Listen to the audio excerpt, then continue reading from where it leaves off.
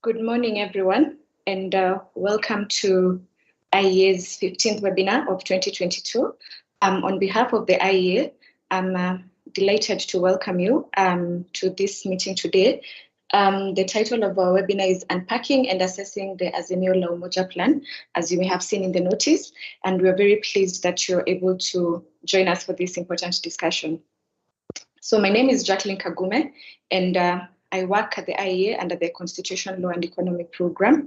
I'm a program officer, and for a brief introduction, the IEA is a public policy think tank, and we basically conduct research, analysis, convene important dialogues in order to be able to contribute to decision making or to influence policy making in Kenya. So we work across 6 policy areas, starting with, we have the Constitution, Law and Economic Program, where I work with my colleague Leo, and then we have the Public Finance Management Program, Trade and Development, Economic Regulation and Competition Policy, Futures and Foresight, and then we have the Special Program. So as a part of our program, as I said, we undertake research and we also convene dialogues as a part of public education in order to be able to have different voices contribute to different policy discussions. So for this webinar today, and the reason why we invited you here, I think you're all aware that about a week ago, on Monday last week, one of the major coalitions going to the next election launched its manifesto, or what is its policy plans for the next coming election. That's the Azimio La Umoja One Kenya coalition. I think the facts, the brief facts are known to almost all of us here. So we know that we are all going to an election in less than 60 days. And the major players or the major parties to this election will have 2 major parties. That's the Azimio coalition, and we also have the Kenya Kwanza coalition, and we also have 2 other candidates, Professor Wajakoya and Mr. Mwaure Wahiga. So given that most discussions or a lot of the evidence points to the fact that this will be a contest between the 2 major coalitions, and in fact, we only have a candidate from one coalition party, given that the other is from the UDA party, we felt it would be very necessary to be able to discuss what they are planning or what they are proposing to Kenyans as being the policy direction that, if elected, if given a chance, the 2 platforms will seek to implement. So we'll begin with the only one that has released publicly or publicized their agenda. That's the Azimio coalition. And what we'll be doing today, we have a team of my colleagues did an in-depth analysis of what the manifesto holds, and they'll be making a presentation. It's a very detailed presentation. It's a 4-part presentation. They'll be sharing their presentation with us today. But before I introduce them and I go to what each of them will be discussing, I'd just like to state that in terms of, I think you can just bring back the presentation, just beam the presentation. Yes, but as they do that, I'd like to say just briefly in background. And look at the manifesto. Structured in terms of its structure, starts with obviously the forward from the Azimio presidential candidate. Then we have another forward part, the second part of the forward, from the running mate to the coalitions, to this coalition, and that's Honorable Martha Karua, and the forward by Honorable Raila Odinga.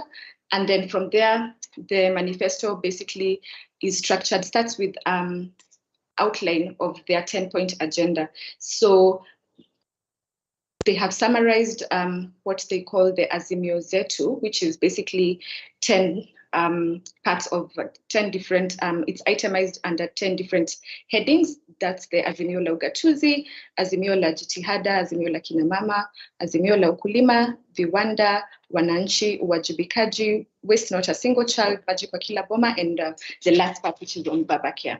I will not go into the details of this because my colleague what each of this means, but just in terms of the structure, we have that first summary, and then in terms of greater detail, we then the manifesto is then structured into 6 different parts, starting with what their aspiration is for investing in the people. Then the second part talks about a gateway and manufacturing hub for Eastern and Central Africa. So as my colleagues will show in a few minutes, it's very heavily or centrally focused on manufacturing and agriculture. So this is a very big component of the manifesto. That's the manufacturing part. And then we have part 3, which is on social transformation. And here they look at different things, including education, health, inclusivity, and my colleagues again will discuss with us what this is about. Then we have the 4th part, which is on governance. What will be their aspiration? What are their aspirations in terms of reworking or reforming the governance system that we have right now? So here they talk about the corruption that they've been also that has been a central part of the campaigns, as most of you may be aware. And then we have the 5th part, which is on coordination, monitoring, and evaluation. And then the last part is on the summary of what they plan to do in 100 days. Now, broadly speaking, that's the structure. Then just to restate again why we think that we must convene this kind of dialogues, our objectives in terms of when it came to analyzing this and why we are convening this discussion, we'd like to create literacy and to familiarize you with the documents that these coalitions are drafting. So we have one here. So for those who have not been able to interact with it, we'd like to raise some level of literacy on this, provide you with the details so that you make a more informed decision as we go into the elections. Then our analysis also tries to bring about or to highlight what the coalitions are proposing to change.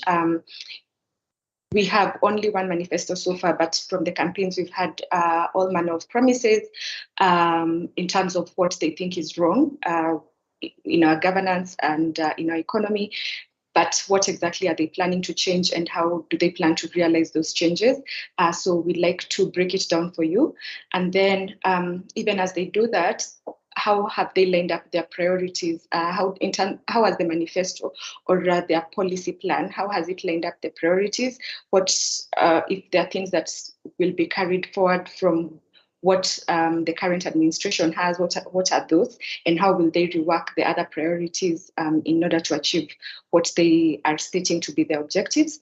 And then lastly, it is our intention to provide a detailed evaluation of the economic plans. So we'd like to assess how sound the reasoning is behind this coalition manifesto, whether what they are proposing is from a very objective standing point, whether it's actually achievable, how they will realize that, and then also to be able to state what they missed or what we perceive to be some of the errors, either in terms of their planning or and in terms of what their projections are. So that's stated as a background. I stated earlier that we have a 4-part presentation by 4 of my colleagues. And the first part of the presentation will look at, I have summarized for you what the 10-point agenda is, but my colleague Maureen, who works under the special program, will begin by discussing agenda 1 to 5. She will provide a little more detail in terms of what that agenda spells out and the main objectives under that. And then we will have the second part of this, which is subsequently agenda 6 to 10. And my colleague Emmanuel Wachendo, who works under our trade and development program, will highlight what the main proposals are under that, what the coalition is pronouncing as what they plan to do. And then we will have the third part.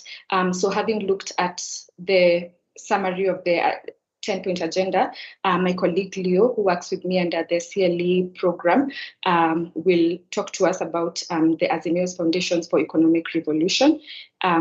So basically spelling out what their pronouncements are under that with regards to the economy and the changes that they're proposing to implement and how sound those changes are. And then we will have the last part, which will be done by our CEO, Kwame. So he will discuss what the Azimio team missed in coming up with this. So what we perceive as IEA to be some of the gaps in the manifesto. And then after that, so each of them will have 15 minutes. And then after that, we'll come back with Q&A session. That's the plenary. I know most of you are very eager with many questions, so kindly hold on to them and note them down as we go. We have a chat box on this platform where you can ask some of your questions then, but I'd also encourage you to ask the questions during the plenary. So that said, I think we now go to the main discussion, and I'll invite my colleague Maureen to start us off. Maureen, you're welcome.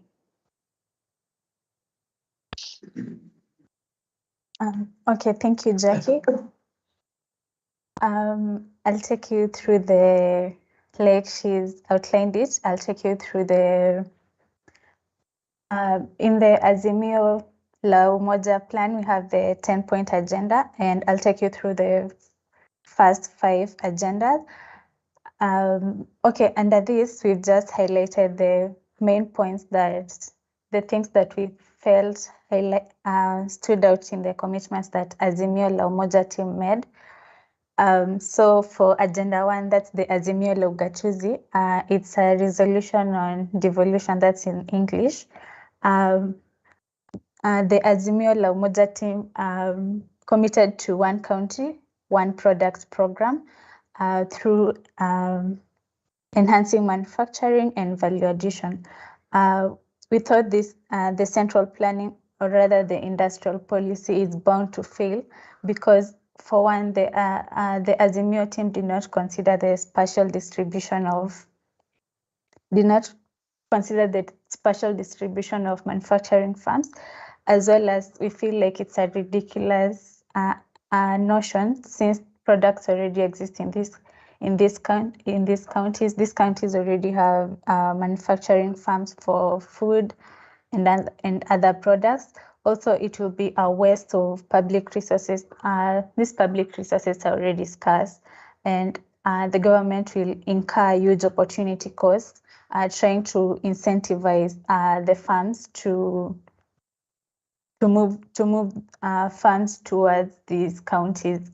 Since before the investors, or rather the private sector, decide to invest in a certain county or rather in a certain geographical areas, they have to consider a number of factors, and which is why we feel like the Azimio La Umoja plan should focus just on the business environment, like what can the government do, what can the government provide.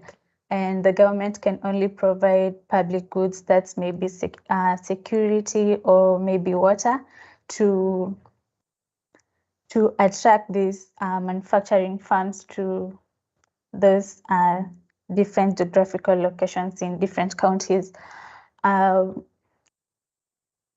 Also, moving on the Azimio la Ugatuzi agenda, that's the first agenda, we felt the increase in the commitment to increase allocation to counties to 35% from the current percentage. We think it's an impressive commitment in implementation of devolution. And also, to follow this up, they are committing to setting up an initial mechanism to disburse funds to both national and county governments in accordance with Article 219 of the Constitution, that states that funds should be disbursed without delay or deduction to these county governments. We feel like this will create a solution to delayed budget execution to county governments, since there have been hiccups in budget execution by county governments due to delay of funds from the national government. moving on to the next slide, please. For Agenda 2, that's the Azimio la Jitihada, which is resolution and efforts in English. The things that stood out in the commitments by the Azimio la Umoja plan, one of them is support growth of medium, small, and micro enterprises through supporting of made in Kenya products. We feel this is a mercantilist argument. The mercantilist argument enhances self-sufficiency through improving the balance of trade. And through this, the government the Azimio la Umoja plan tries to have more exports than imports into different counties. And we think that the mercantilist approach will only weaken a country in the long run, and it only enriches a few segments. So we think that that's where the comparative advantage comes in, and a country should only specialize in exports, should only specialize in and export products for which it has an absolute advantage and import the other products. This is to say that a country that has absolute advantage when it is more productive than another country in producing a particular good. Therefore, we think they should specialize in the production of those goods in which they are relatively more productive, even if the absolute advantage in all good it has absolute advantage in all the other goods it produces. So the argument on made in Kenya products, it's more of a mercantilist argument. Next, it's the implementing recognition of prior learning, the Shahada la Jitihada, where the government will recognize craftsmen and careers such as masonry by awarding them certification. We feel this will expand access to labor markets where these people can be able to gain better access into the labor markets and expand their coverage. Then the Azimio la Umoja plan also committed to 1 billion shillings revolving fund for cheap loans to boda operators. This commitment is more similar to the American Small Business Administration that offers loans to small businesses. And we feel like this will increase bureaucracy in terms of getting loans for small businesses. And it's also creating another fund, since other funds such as the Youth Enterprise Fund, they already exist for such functions. And creating another fund, I don't think it's the best solution. And we also think a solution should come from the market instead of trying to create new funds. And also, for a long time, there's been the crowding out effect, whereby these banks have been loaning to the government, since the government is low risk. We think maybe the banks should create products. Okay, they already have products for these for offering cheap loans to these people, and we don't think it will be it's a good commitment, and the solution should come from the markets. Yeah, the next slide, please. For Agenda 3, we have the Azimio la Kina Mama, that's the resolution for women. For this agenda, one of the commitments that the Azimio la Umoja plan made was aiming for gender parity in elective and appointive bodies. That's the 2/3 gender rule. Making sure in all elective posts and in all appointments, they consider the 2/3 gender rule, which is a constitutional requirement that has existed since the new constitution from 2010. And this is an impressive commitment on implementation of the constitutional requirements. The Azimio team is trying to implement the constitution in this way, and this is impressive. Next is enabling women, including widows and single mothers, to make their rightful contribution to the country. As much as they state they'll be unlocking financial access for these women, they haven't provided specific details on the plan, and they also don't state the specific policy instruments that will be used to support the enabling of these women. Next slide, please. For Agenda 4, it's the Azimio la Ukulima. That's the resolution on agriculture, and the team commits to increasing contribution of agriculture to 30% of GDP, which is currently at 23% in the financial year 2021-2022. The current situation, as they state, there's high cost and poor quality of inputs, dependency on rainfall, drought, poor technology, tools and equipment, scarcity of arable land, poor infrastructure, poor storage, and limited access to farmers, and also the youth having a negative attitude towards farming.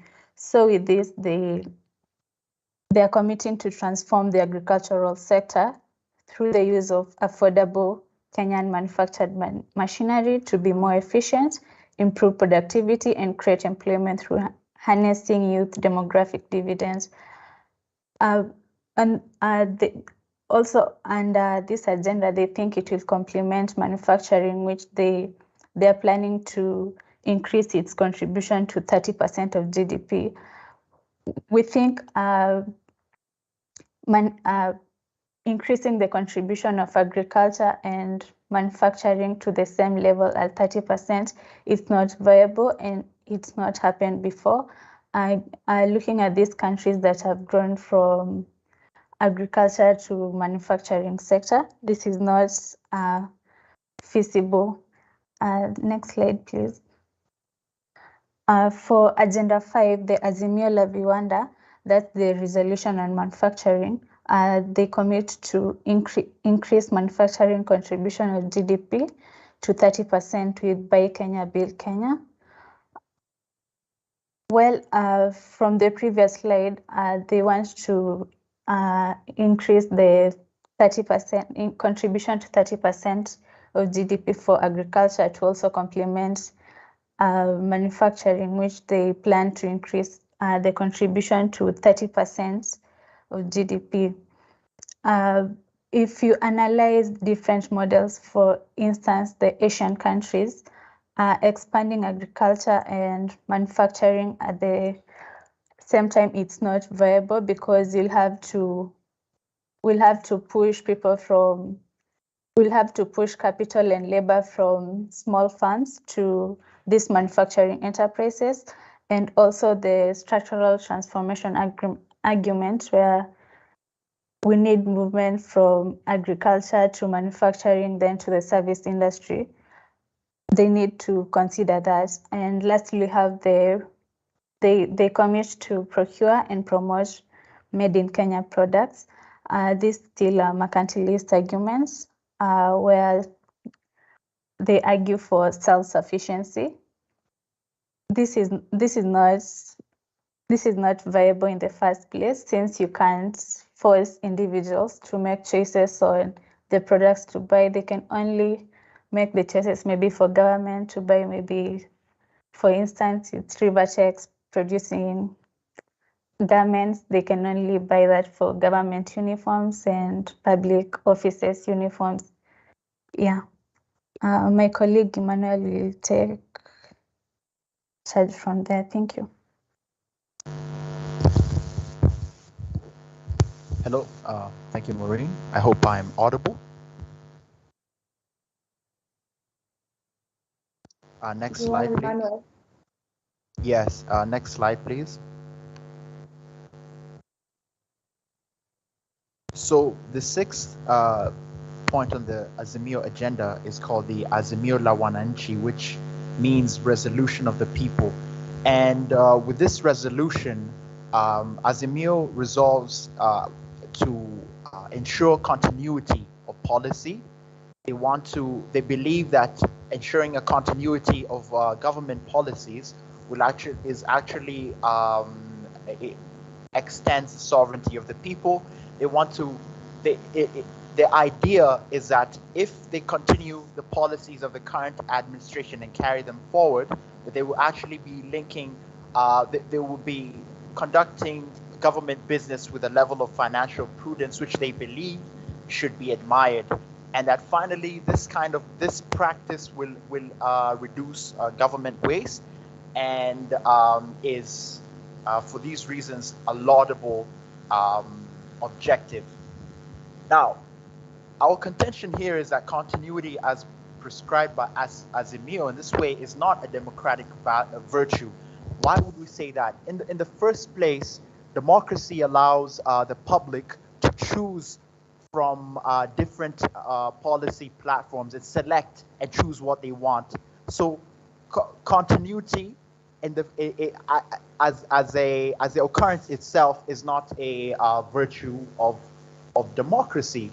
The people have a right to choose if they want to go one way or another.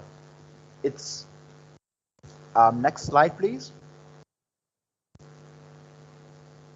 The seventh agenda is they call the Azimio la Uwajibikaji, which translates to resolution of accountability.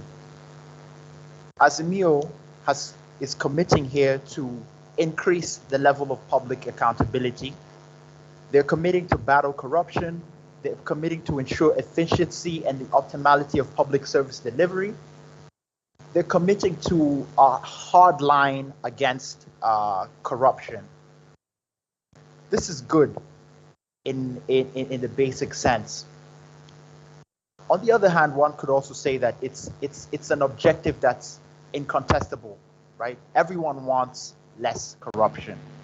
What the public will be interested in is specific plans. So if the Azimio platform could back up its claims of zero tolerance to corruption with specific measures, for example, they can begin with measures that cost nothing in terms of effort or resources. We propose that the Azimio leadership could.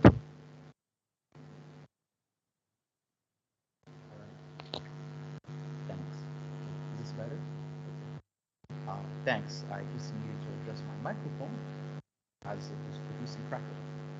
So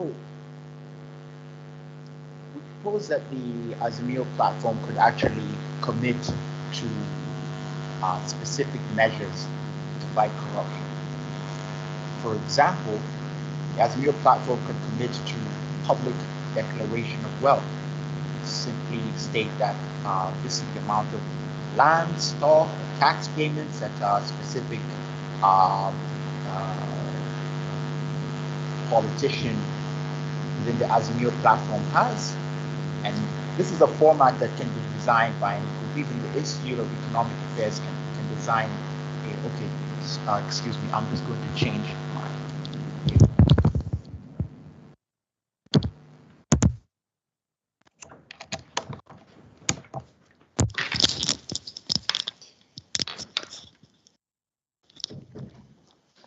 Okay. Audible? Great. All right. Now, if a presidential candidate actually committed to declaring his wealth, placed political pressure on his subordinates to do the same, and you had a trickle-down effect, a domino effect of all the subordinates following the same track, this could be a very good first step. Not only is it practical, but it costs nothing in effort or resources, and it sends a very positive and incontestable signal to the public. Our second proposal is that the Azimio group could actually commit to seeking greater resource disbursements to institutions, to government organs that are important, that do make or can make a contribution in the fight against corruption. So our question would be, how much effort would the government place in providing, say, the Auditor General with more resources to ensure that they have a greater capacity to examine all the government books of account? Next slide, please. The eighth platform is the eighth agenda is a waste not a single child. Now, this agenda is geared towards improving the quality of education provided to Kenyan population. Now, this is good in the first place because education is very much is a public good, right? A public good has public externalities. The more educated the population is, actually, the better the better it is for everyone, right? So this in the first place is a good step. Azimio commits to deploying quality teachers, making sure no child is left behind. They want to institute a multi-agency system to safeguard the position of every Kenyan within the education system. Next slide, please. Now, our contention here is that although the commitment to education is laudable, it also lacks specificity. The Constitution Article 53(1)(b) actually grants every Kenyan citizen the right to education, right? And so our question here, our proposal would be that an incoming government can actually commit to activating this constitutional commitment, right? Every child has a right to free and compulsory education. So the government should actually commit to meeting this constitutional commitment. We can examine one specific problem: the student-teacher ratios. This is a problem they seem to want to address. You know,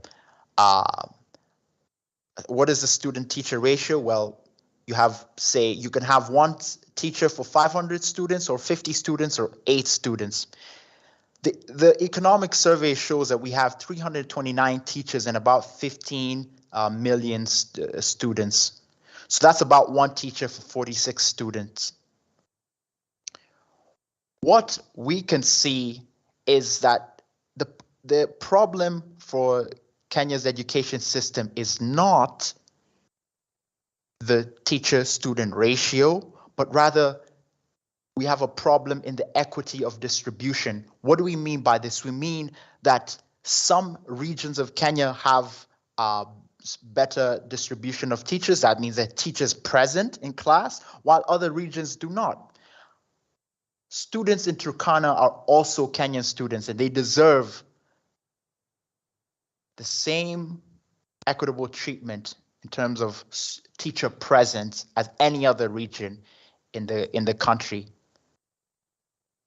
Our question here would be, can a platform like the Azimio actually commit to enforcing the deployment, the equitable deployment of teachers? Another contention we have is with school infrastructure. The schools need better infrastructure. Can an incoming kind of party platform actually commit to a standardized infrastructure solution for these schools? We need a standard for the classrooms, provision of water, desks, sanitation blocks, proper classrooms, electricity, books. What we have instead is a commitment from Azimio to provide Wi-Fi, right? We think that these are misplaced priorities. Next slide, please.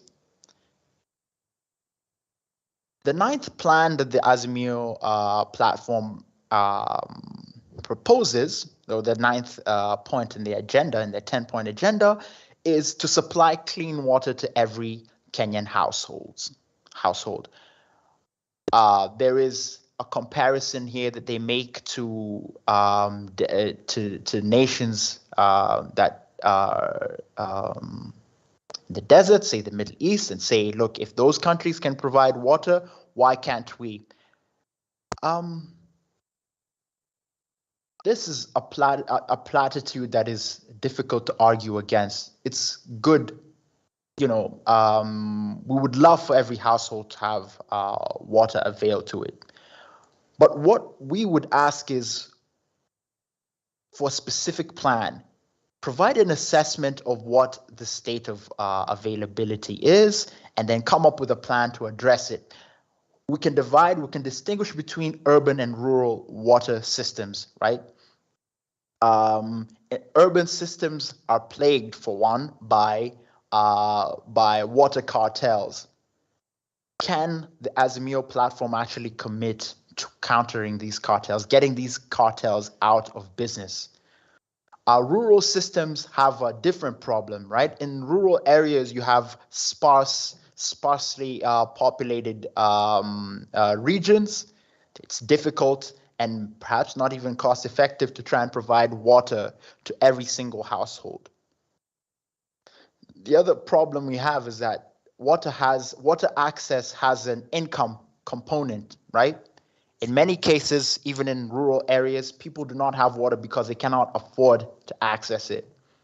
So we need a plan that cuts through the middle of the spectrum of the problem, right? Providing common points of access is a sensible solution. In the meantime, as the economy continues to grow, and incomes catch up, then households in rural areas can increase their access to water. Because water provision is actually the province of county governments, we also propose that conditional grants can be used for water to residences. Next slide, please. Now, the final point is that the Azimio government, the Azimio platform, wants to provide universal health care. Now, what is the difference between universal health coverage and universal health care? Health coverage has limits. There's a limit to how much one who is covered under universal health coverage can claim. Universal health care has no limits. All illnesses are covered. Our question here is the affordability of such a plan. Is this really affordable for Kenya? We have a case here of ambitions outstripping abilities, right? As it currently stands, Kenyans spend almost 50% of their income on food.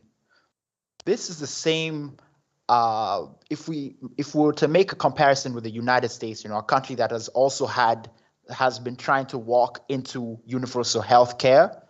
Well, the United States was at a comparable level of consumption, right? Of that, the structure of household consumption was similar in the 19th century. So you're talking about the last time that Americans spent 50% of their income on food was almost more than 100 years ago, right? We are attempting to make a policy measure here that we simply cannot afford. So what we would say against this plan is that universal healthcare is a generational dream. This belongs in the future, perhaps beyond the Azimio's entry. In closing, what we can see is that with these 5 points that we've mentioned, they sound very good on paper. They're very difficult to argue against, very much strong in terms of platitudes. but the content could use some improving. Thank you. So, Okay. thank you, Emmanuel. Okay. Yes, Leo, go ahead. Thank you, Emmanuel. So my name is Leo Kemboy. I'm going to take you through the Azimio's plan on what they call foundations for economic revolution, and this will be like their mainstream economic plan, and where basically they mention they have a plan on fiscal policy, both taxes, direct public expenditure, monetary policy, financial intermediation. So these are key things that, in any case, if any government is able to get it right, will drive the economic growth. So the first thing to know that under the monetary policy pillar, they say three things, which is to control inflation at manageable levels, promote interest rates that encourage savings, and maintain exchange rate consistent with production-based and export-driven economy. Of course, so to start with the first issue of inflation. So we think that just saying controlling and maintaining inflation at manageable levels is something that is good, but it's not good enough because you have to have a specific criteria. At present, the government of Kenya has the monetary policy consultation clause, which is 5 plus or minus 2.5, which is inflation between 2.5 and 7.5. And we've always, the IEA has always thought that is a wide, that's a bigger inflation bandwidth to manage. So we think they should have a specific targeting criteria. They can say whatever they have. I have an example of what I've put there: 3 or plus minus 1. That's a very specific inflation criteria, and then you let the policy work towards that. Then the second, our assessment also about the monetary policy is that they do not commit expressly to a flexible exchange rate. At present, in Kenya we have a dollar shortage, which is what we as economists we know that this stems from a structural problem, that the exchange rate is a managed exchange rate.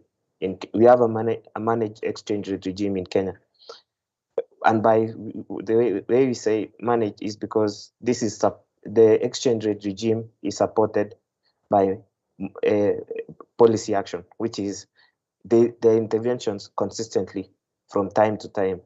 And we think the value of the shilling as it is now, and IEA has argued this before even this adjustment occurred, that we need a government that will commit to a flexible exchange rate so that the market determines what should be the price. And then, of course, on the interest rate market, you should just commit to liberalize the interest rate market, and allow competition. I know we'll speak about what the question of competition at the end, what it means. Then, of course, they have the chapter on fiscal policy. So we had a problem assessing this because they have a part on fiscal policy, and then they also have a part on tax reforms. Then they have a problem. They have a chapter on public expenditure. All these together could come under fiscal policy because it's still the same. So they have efficient revenue mobilization, use of funds prudently, strengthening its institutional and human capacities of audit and independent bodies.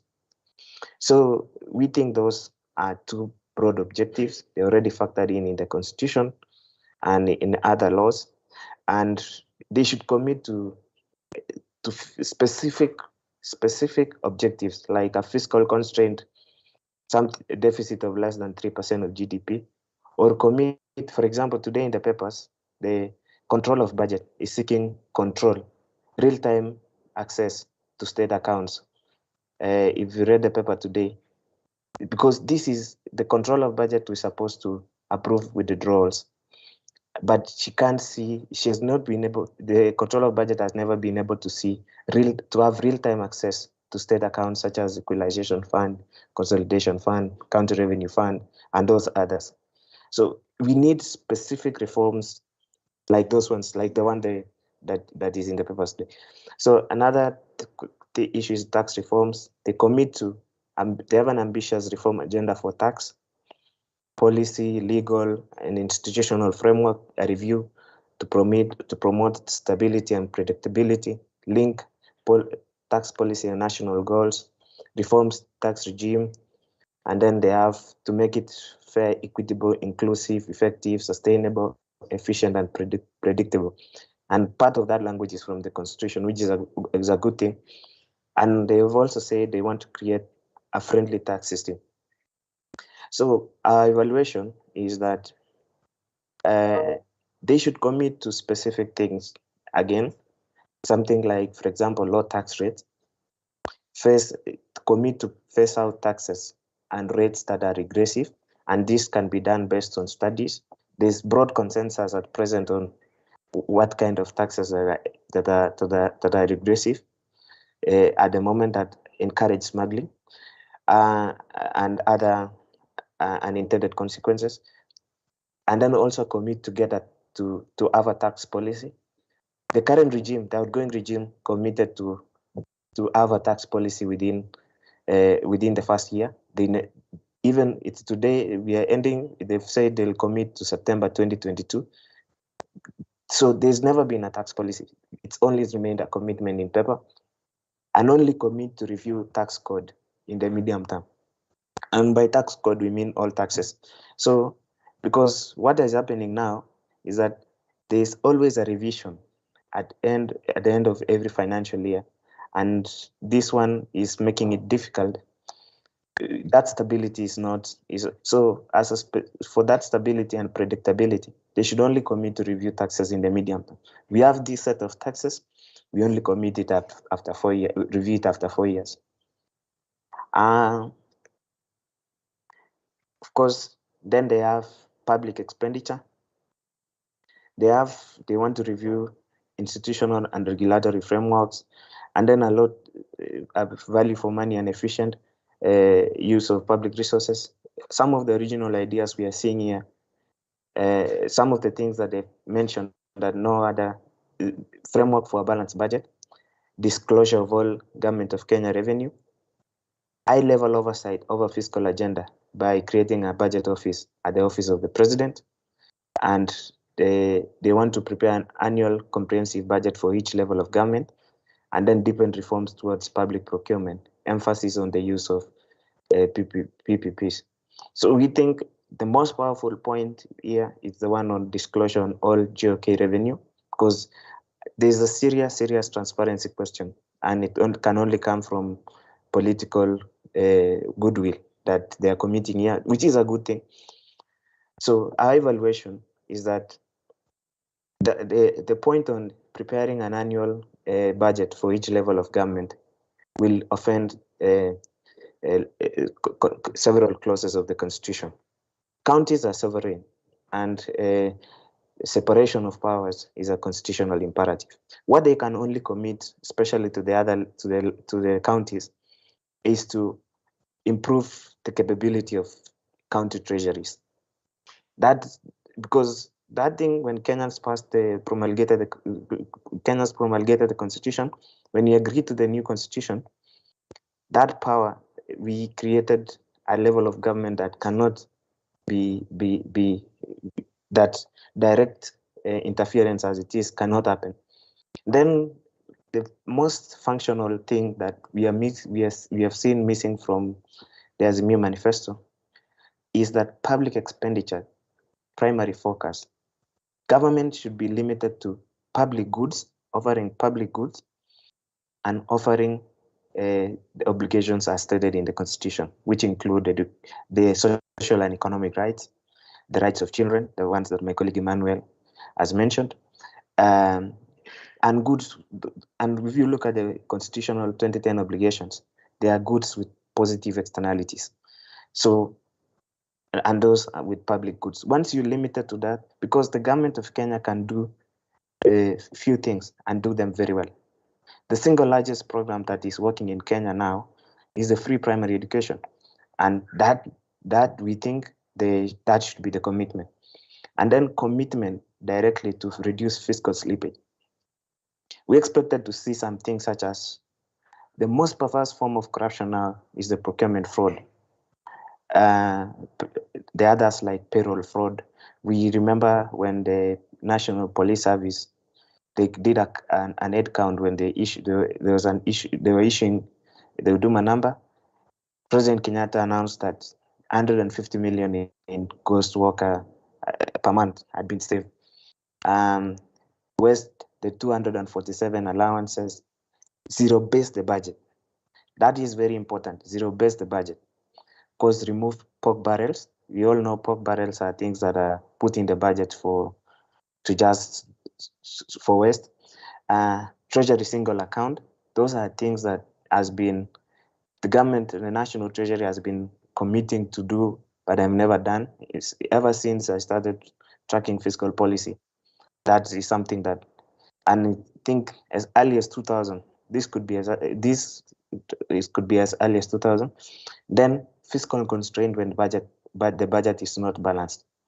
So at the moment, those are things that we think specific proposals, so that we don't just have broad statements that do not actually clarify issues as it is. And then, of course, the most controversial issue, and ever since the manifesto was released, is the one that spoke the market, is the debt management. And of course, they commit to debt profiling and restructuring, aggressively pursue debt relief negotiations, debt disclosures, reduce pace of debt accumulation. For us, we agree largely because this is what the IE has been working towards too. But caution, I think what was not clear in that plan is the caution, the language. The government of Kenya is guided by the 2010 constitutions, and whereby all contracts issued under the sovereign guarantee, that government of Kenya will honor them. So the caution here is that the debt management mechanisms that they will pursue must be voluntary, because and consistent with the constitution. It must be consistent with the constitution, because contracts already issued, unless they do not meet that constitutional threshold, because these, I think, spooked the bondholders in the private markets. But I don't think that they should have put that language, so that it's because there's debt that should be renegotiated, lengthen the tenure of debt. And then the Azimio plan commits to a very good thing, debt disclosures. However, we'd like the specificity of the form, timing, and scope of disclosures. At present, the National Treasury is disclosing debt. However, they are disclosing debt with a time lag of a year. They're disclosing debt with no specific information, such as that's when this was signed, the terms, all those kind of specific information that is useful in determining the debt, whether debt is sustainable or not. And then they should commit, as part of this debt management, they should commit to disciplined spending. In Kenya, the fiscal deficit is not actually a problem of revenue shortfalls. It's a problem of spending increases that do not match the kind of economy operate.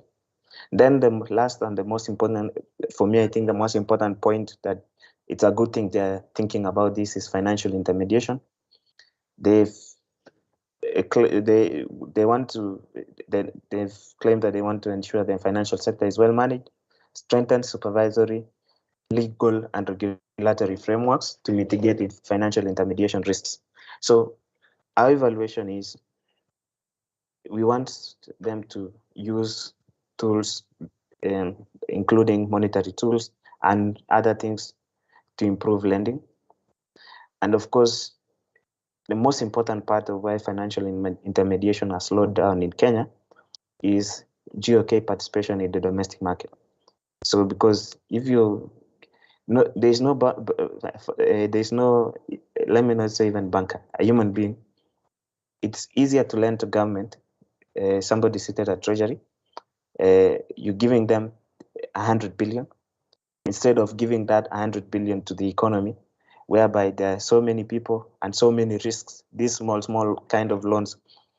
So unless the GOK participation in domestic market goes down, that financial intermediation, proper working financial intermediation will not happen. And then the last point is to increase transparency in the financial markets and bring the aspect of competition, because at present there are things that do not add up in the financial market. So I end here. I think broadly speaking, there are things they get right. There are things they have mentioned that are too broad, because putting it on the paper and putting it to policy is another action. So so as I end, so I'll push it over to Kwame so that he can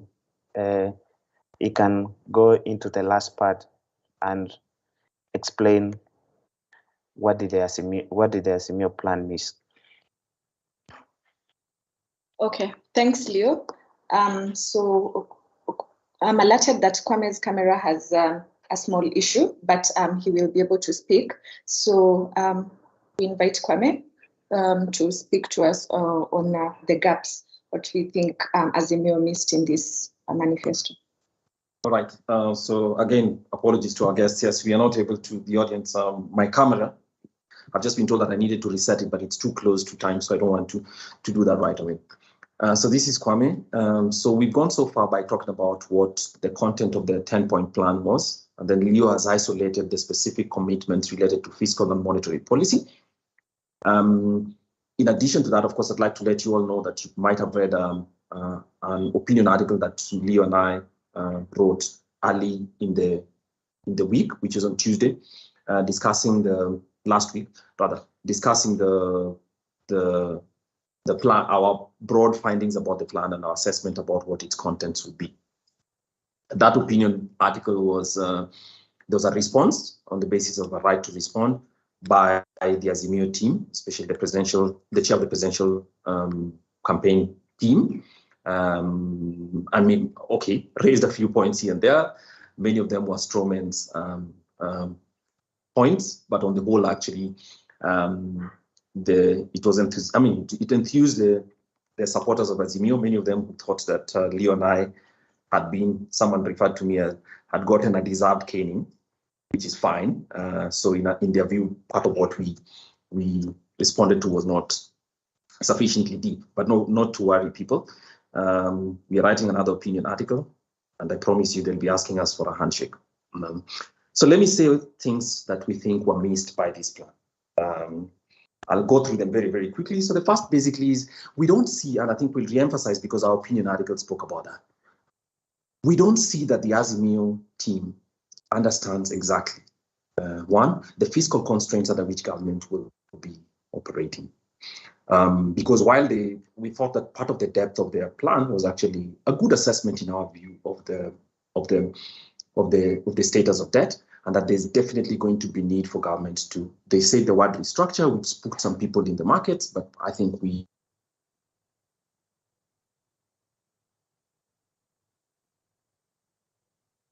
they use the word restructure.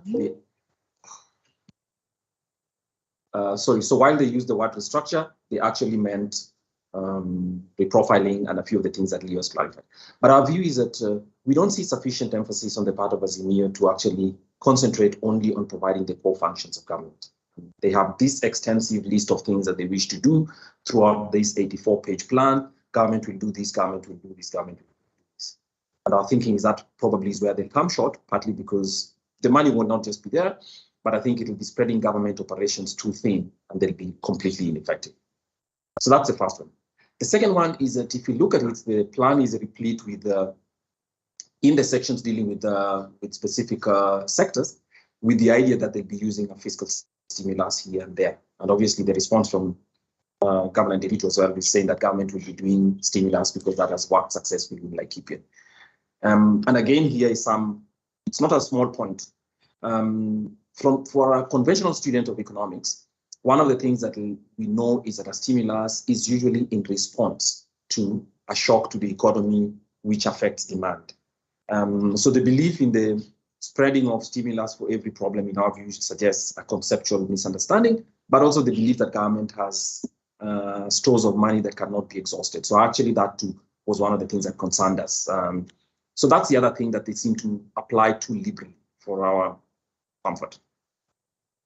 The third point is one that is significant. So the IEA has calculated, and our calculation is from November last year, December last year to July, to the beginning of June, to the end of May of this year, the subsidy that government of Kenya has instituted for the fuel subsidy, basically price stabilization, is equivalent to 80 billion. 80 billion in 6 months. It's unaffordable. And what that means is that today, which is the 14th, obviously new price changes are going to come in. And our view is that the Azimio plan went as if this subsidy is not at work. Instead, they're promising to further reduce the prices of fertilizer. But we think the biggest risk to any plan, anything that would blow out public spending and add risks to sustainability, would be the question of this subsidy. This subsidy cannot be afforded. We think there should be an explicit commitment, not only from Azimio, everybody who comes, about what will they do about this subsidy, because no new revenues will be coming forth. So the fuel subsidy, in our view, is unfair for two reasons. One, it creates an artificially low price for fuel. So that's the first one. And secondly, the subsidy itself is so extensive that actually, in terms of incomes, it is supporting mostly an urban-based population and mostly people who drive. So it is actually regressive and redistributing income from poorer people, basically, who pay all the taxes, back to people who actually can afford to take that subsidy. So this is an unsustainable subsidy. Why the government of Kenya even started it, we do not understand. And it will actually require political commitment to reduce it. Why?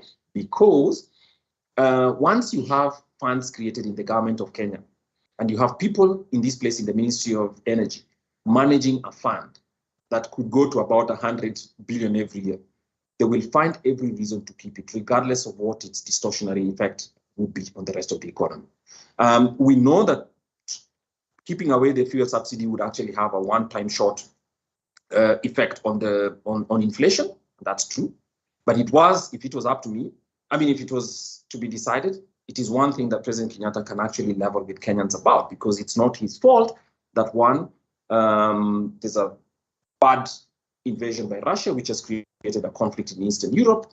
It has put global markets in terms of the price of fuel, and so that is a global effect. So trying to lie to Kenyans that there's something that can be done in the form of a stabilization fund, I think it doesn't rather. It's going to have really, really serious effect, not only on the market side on its own, but also on the other side in terms of what it does to fiscal balance based on the budgets that were passed, because no appropriation was passed for it. So obviously by the end of June today, by 14th of June, any further subsidy will be unfunded, meaning that government will have to pay for that money into the future. But more importantly, if there are delays, we're going to have those lines and queues again for fuel within the next 3 weeks, in our view, perhaps 6 weeks at the most.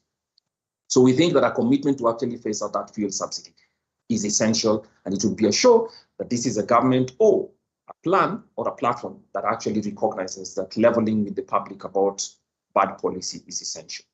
The second part is corruption. I think my colleagues have mentioned it. Corruption and zero tolerance to corruption will be in every single platform. We didn't see specific things about it. Corruption presents an opportunity because real corruption fighting has political risks as well. But any Kenyan administration that comes in and does the very easy pickings that are possible with fighting corruption would actually release not only resources, but the possibility for policy to be more effective throughout.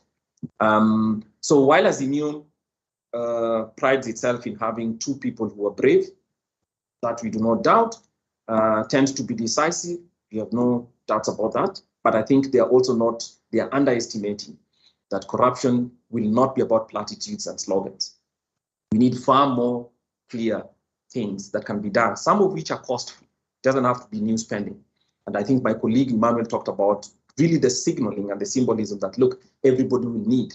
So one of the things that we see as the IEA as a pattern is all those leaders, be they governors or others, who've gone to courts and are now being prosecuted by the Ethics and Anti-Corruption Commission. You find that some of them have never filed their wealth declaration forms for 6 years, some for a little less, but basically tells you that you cannot have a wealth declaration form which is secret. So just transparency around it. And then secondly, arming or providing resources to the institutions or the organizations such as the Auditor General's Office to be able to conduct more incisive and deeper audits would be immensely useful, because it will allow for real savings to be made, but also for corruption to be done. Because if corruption goes as it is, every government, regardless of what it is, will be continuously ineffective. The fifth point is Kenya has an ongoing IMF program, 38-month program. And I think whoever designed it was smart, because they designed it to straddle the two administrations so that the elections would have a stabilizing effect, in the sense that no reckless spending would happen, or the commitments would actually stay for about a bit of time. So I think we are about 24 months before this program ends, suggesting to me that it's another 2 years. And yet the Azimio program, or rather plan, did not mention anything about it. The major constraint to public finance and any fiscal adjustments that will have to be made will be conditional on to what extent it is consistent with the plans and the commitments that have been given under the IMF program, which in our view in the Institute of Economic Affairs are sensible, given where government finances were 14 months ago when this program started. So it's clear that those constraints that come in there, including obviously the confidence that needs to be communicated, and that's the cautious language that Leo spoke about. So it's true. I don't think any government comes into place thinking that the cupboard is full of gold. Actually not. I think our cupboard is empty, and the way in which you manage on an ongoing basis fiscal constraints will be a very delicate one. It's a tight program, but a commitment to doing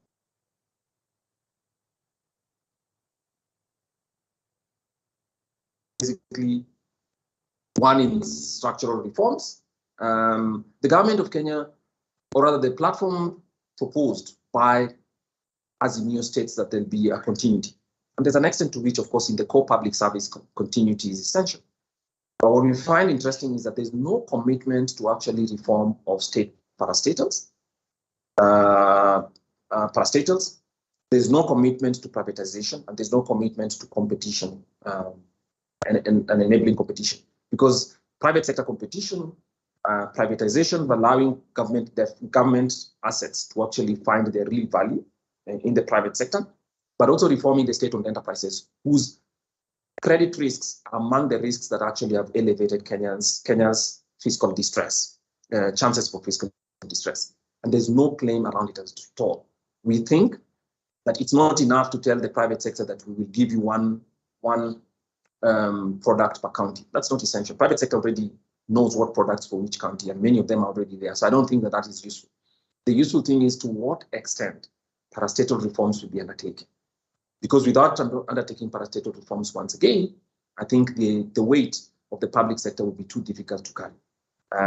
Some parastatals, it is clear, would need to be merged, some need to be closed, and many more would benefit from privatization, one, because it releases government resources, but also allows governments to capitalize and find some resources that could be used to cushion it when the taxes right up to the, tax collection is already aggressive, going forward very well, but it is clear that public expenditure is far ahead of what taxes can be collected. So all these are things that we think Azimio missed. They're essential in our view, and that it missed it suggests to us that this plan would not get a very good rating for us. And if they worked on it, obviously that would be an essential part of improving the effectiveness of their governance. Thank you. Great. Thank you. Thanks, Kwame, and all our speakers and presenters today. So in the interest of time, I know we have very many people interested in asking questions, so I will not attempt a recap. I will just go straight into plenary because we have quite a number of questions on the platform, and I also want to give a chance for people to ask the questions.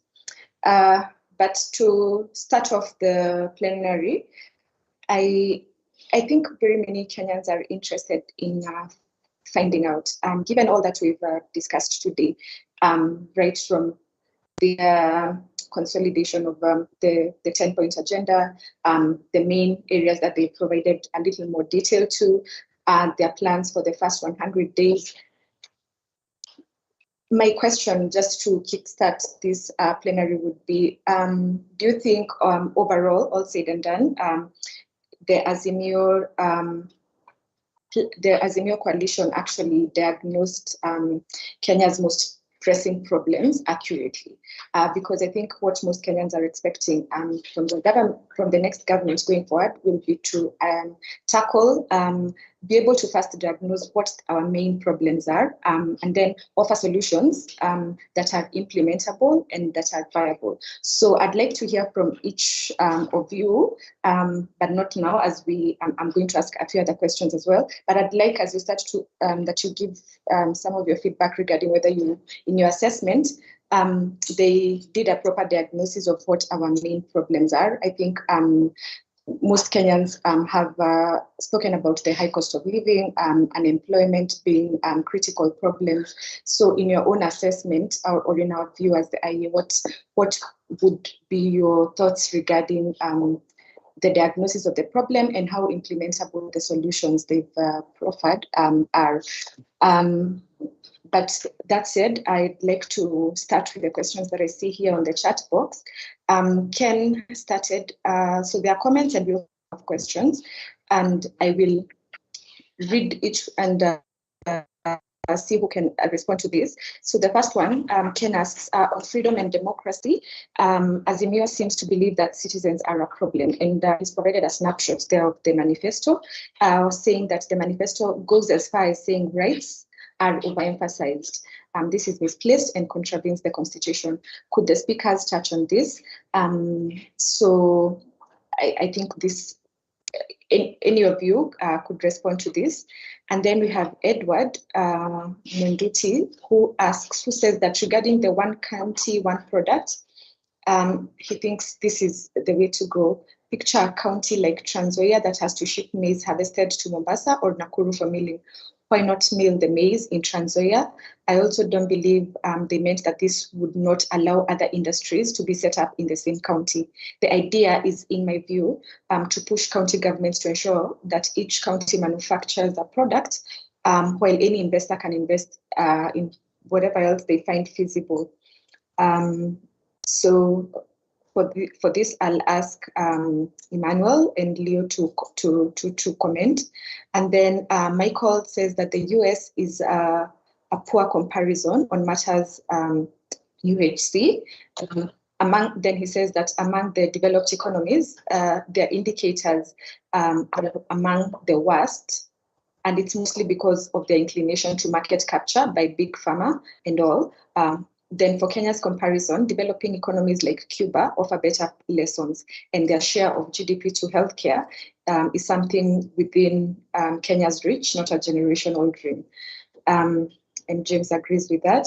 And then he asks, what should be the specific achievable proposals for the first 100 years? I think he meant days, for the first 100 days and the first year of governance in case Azimio wins the election.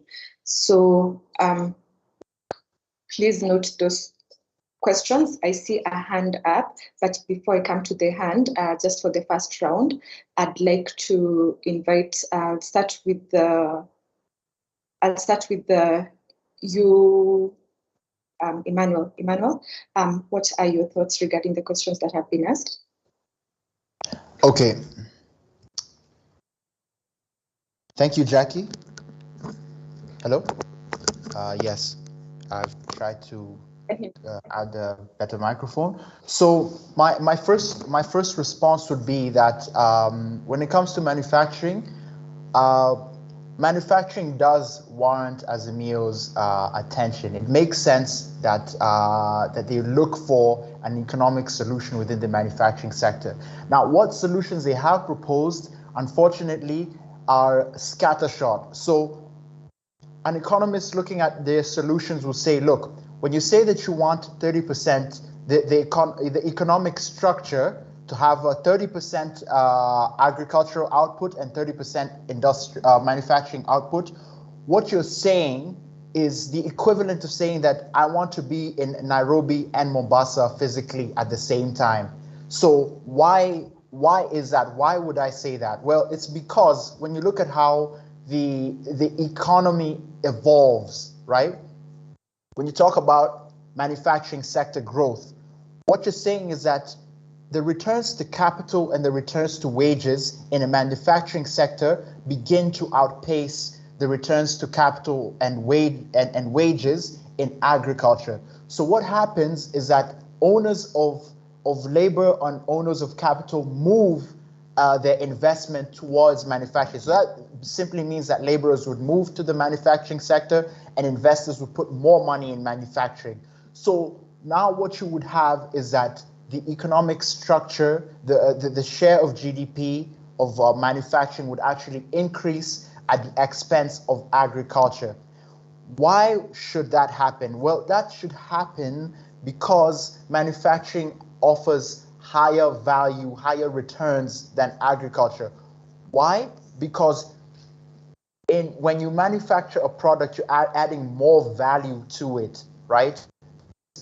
If I have a carrot and I take it out of the ground and sell it, that carrot I'll get less value than if I take that carrot, chop it up, or wash it, pack it, transport it to a factory, have it peeled at the factory, ground and mushed and squeezed into a juice, and then packaged and sold, right? This second process is actually of a higher value. So that means that you just cannot have an agriculture sector that grows to 30% share of output and then a manufacturing sector that also grows to 30% share of output. Now, share of output and value, absolute value, are not the same thing. And you get the sense that this is what they were trying to say, but they didn't need to say it in such an unclear and wrong way. All they needed to say is that they will increase the value of agriculture, which would happen and which does happen empirically, right? When the manufacturing sector grows, you do get, because the economy is interlinked, right? So the returns that farmers get do increase, the value of agricultural output does increase, but the share doesn't change. So that's one reason why I would say that that Azimio's platform, as it stands, it could change, and we don't mind them taking these proposals. But as it stands, that shows a lack of understanding of how the economic structure actually works. The second point is they display a lack of understanding of what semiconductors are in particular and economic complexity principles in general. Why would I say this? Well, the Azimio platform proposes that they will build a semiconductor fabrication plant, a semiconductor factory in Kenya. And they point to the apparent existence of a semiconductor factory somewhere in Kenya. If this factory does exist, it warrants more or inspection and assessment. Why would I say that? The semiconductor is the cornerstone of modern electronics. It doesn't get more fundamental than that. So if Kenya is in fact manufacturing this semiconductor, this is worth examining and maybe in some corner, some area celebrating. Now, what does it actually cost to build a semiconductor plant? current estimates are that you have to spend a minimum of $15 billion to $20 billion to build a semiconductor fabrication plant, right? And this plant has to run at full capacity all the time in order for you to break even. It's a very, very expensive affair, not to mention the technical skill it demands, and even the demands in terms of precision machine tools. So if you build a factory that costs $20 billion, you're talking about a factory that costs 10% or 20% of Kenya's current GDP. That is a lot of money to spend on one factory. Where would you get this money? I don't know. A counter proposal would be take the money you want to spend to build a semiconductor factory and simply invest in more research. Why? Because look, you shouldn't spend public money on a private on the provision of a private good like a semiconductor factory. Spend that money on a public good like research. Research has gross, wide externalities. We would all benefit from it. It's less attractive for an individual, a private individual firm to conduct research that can benefit the public, right? They're more inclined towards research for themselves. Now, the last point is on economic complexity and the global value chain, right? So economic complexity is simply a measure of how much knowledge there is within an economy. It's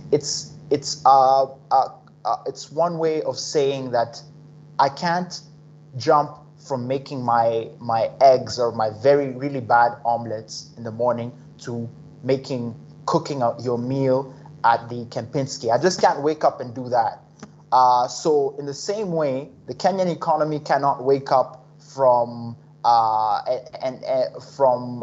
where we are and begin to manufacture semiconductor chips. But there are things that we can do. We know how to make beer. We make very, very good alcohol. We can move into making champagne. It's within our reach. It's within the expertise. Yes. So those are the 3 points I would say. Thank you. Thanks, Emmanuel. Leo, did we get the diagnosis right? Yeah. So I just want to I'll answer that question last. The question asked by Ken S. On freedom and democracy and whether the rights are overemphasized and whether this contravene the constitution. This, if you notice, was in the BBI, all the versions of BBI, and we think consistent with Kenyan constitution and even the global commons that you don't have this is a feature of autocratic states. You don't have a citizen doesn't have a responsibility to the state, but there are those constitutional obligations that the citizen is bound to. So I think for that is something that I don't know whether why it was repeated in that context, and that economic freedoms, the prosperity that the world has seen in the last 150 years comes mainly from economic freedom, and it's especially for non-resource rich countries like Kenya. You'd require the human ingenuity to drive and that freedom has to be there. On the question of one county, one product, Edward, we get the explanation, the intuition that you're explaining. However, no, even the most successful Kenyan industry did not come from government directed policy, and there is no way that manufacturing, as it is, and Kenya had a goal to take it to to 30%. It was revised to 20%. Then it was revised again to 15%. We had 7.5. And then manufacturing is growing. Of course, the value has increased, the output has increased, but it is growing at a slower rate compared to the other sectors of the economy. And it teaches us one thing. This manufacturing is determined by other factors that is not just government policy, from taxes, from business environment, from outputs, from comparative advantage. Actually, the thing that most countries are doing now is that manufacturing, you capture part of the value chain. You see, like if you have a ventilator, I had the ventilator question when COVID was here. A ventilator has 80 parts, but the value, those 80 parts are manufactured in more than 40 countries. So what you do is you capture part of value chain. You're producing either a simple thing that inside that ventilator, and then you bring in. So that's why, for example, we've spoken to manufacturers. The IE has spoken to manufacturers before. Part of it is, why are we taxing intermediate goods? And you bring in intermediate goods, it goes into a value chain, it's finished, and that product is sent out there. So you're part of that. So that is something that we don't think the Azimio, that mercantilist argument of one country, one product will not fly. There's a specific reason why the most millers are in Mombasa, because largely what is milled in this country comes through the port. And it's not, so it's a network effect that has grown over time. So on the question by Michael, the comparison Emmanuel was trying to make is that we can't try to buy the universal healthcare with $2,000 of income as it is now and buy universal healthcare. The best we can do is the coverage. And then the political discussion that needs to happen is what is covered. If we go and say we want to buy the same, what Americans are buying now, with the same kind of healthcare Americans are buying now, with the income that they had before after the economic revolution. There's a paper by Fogel. Fogel, the Nobel Prize laureate. We can send that paper to you, and then you can look at it. We can't buy the same income. That is the comparison he was trying to buy. The same income now, we can't buy universal healthcare. We can only buy the coverage part, and that is something that it can deal with. So did they diagnose? So the Azimio manifesto has three aspects. There's the good, the bad, and the ugly. And the ugly part for us that we think is especially those things that Kwame has highlighted. Those core functions of government, public goods, and constitutional obligations. Specificity in that reform agenda. But there are some things that, of course, they get right. There are things like devolution, and I think it can be explained by the leader of that coalition who has been explaining those ideas around devolution. So you can see those ideas around devolution are things that he gets right. He gets right because that is something that is being explained. But there are things that they get completely wrong, especially and those provisions of public goods, because the government as it is we cannot continue as it is. The reform process must happen, and one of them is whether the size of government as it is. So thank you so much. Back to you, Jackie. Thanks, Leo. Before I ask for verbal questions, Maureen, would you like to add anything? Yeah, thank you, Jackie. I'd like to answer Edward's question on the one county, one products to enhance manufacturing and support purchase of made in Kenya products. That in itself is trying to achieve self-sufficiency, and in the long run, self-sufficiency is not such a great thing, like I mentioned before, since it enriches only a few segments of the economy, and also the principle of the global value chain, since we can only specialize and produce goods which we have, like we can efficiently, in terms of cost and resources, we can efficiently produce them. So I think the one country, one product commitment is not, it's not such a good commitment. On the question you asked, what I think they got right was on the devolution. On devolution, the 35% allocation to counties, and also the neutral mechanism for disbursement to reduce the delay that has been happening, that I think it's a good commitment, and also the two-third gender rule, which will enhance the implementation of the constitution, and some factors which have already been mentioned, such as the tax exemption for the PWDs. This, I don't think it's a good policy. Also, the tax holiday for youth and MSMEs who are just starting out in business. This will cause a shortfall in revenue, and also leaving out the corruption issue, which is quite a big issue at the moment, and will need this to be addressed. Thank you. Thanks, Maureen.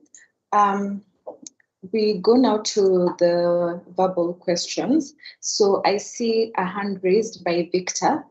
Victor, if you're able to, could you please unmute yourself? Yeah. You can ask your question. Thank you. Thank you for organizing this forum. First, I would like to say that. So mine is not a question, but rather a comment on what has been said. While I might not agree with some of the agenda in the manifesto, I feel like some of the arguments you're making against the plans in Azimio's manifesto are actually made in bad faith or half-truths.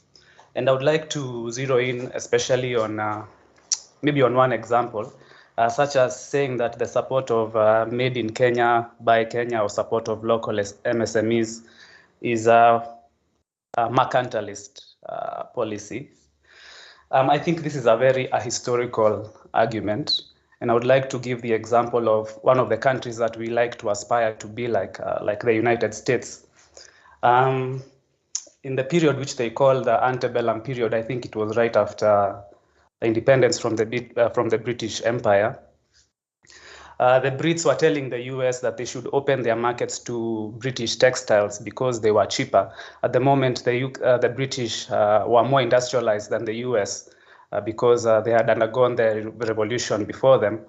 But actually what legislatures in the US did was to impose taxes on textiles from the British Empire so that they could protect their own industries, which were more nascent and less industrialized. And this is how the US came to develop its textile industry. And even when you look at more recent examples like China, some of the policies that they have made to protect their local industries, such as enforcing knowledge transfer from foreign companies, is what that has helped them to develop their economy. So I think saying that we should focus on things like absolute advantage is pretty disastrous for our economy in the long run. And you only have to look at things like the COVID pandemic or the war in Ukraine and what it has done to supply chains. So if all of a sudden Shanghai shuts its ports and we cannot bring in things from China, then what are we supposed to do? Are we supposed to walk naked because Mitumba cannot come into the country? So I think some of these arguments that you are making are not really advantageous for our country in the long run. The other thing I'm going to say might hurt your feelings, but I think it is important to say, I think when you look at institutions that call themselves think tanks, it is important to look at who is paying them to think. And I was looking at some of the people who are doing your funding, and I've seen that you're receiving quite a substantial amount from the National Endowment for Democracy.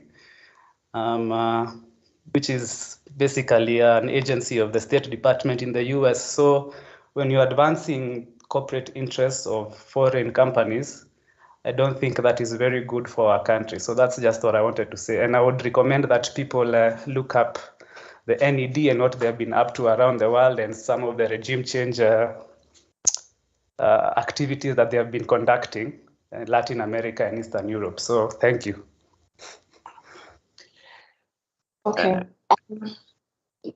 Leo, it's okay. Just hold on a bit. I see Leo is very eager to respond. Thanks for your feedback, Victor. I'll ask my colleagues, I'll ask our CEO Kwame and Leo to respond to you in a minute.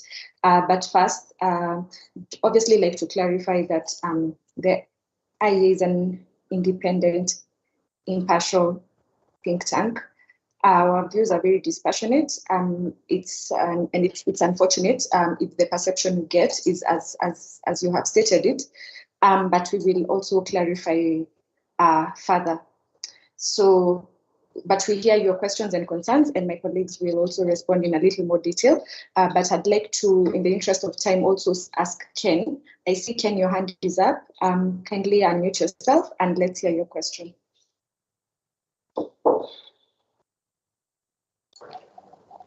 Thank you, Jacqueline, for this opportunity. I hope I can be audible.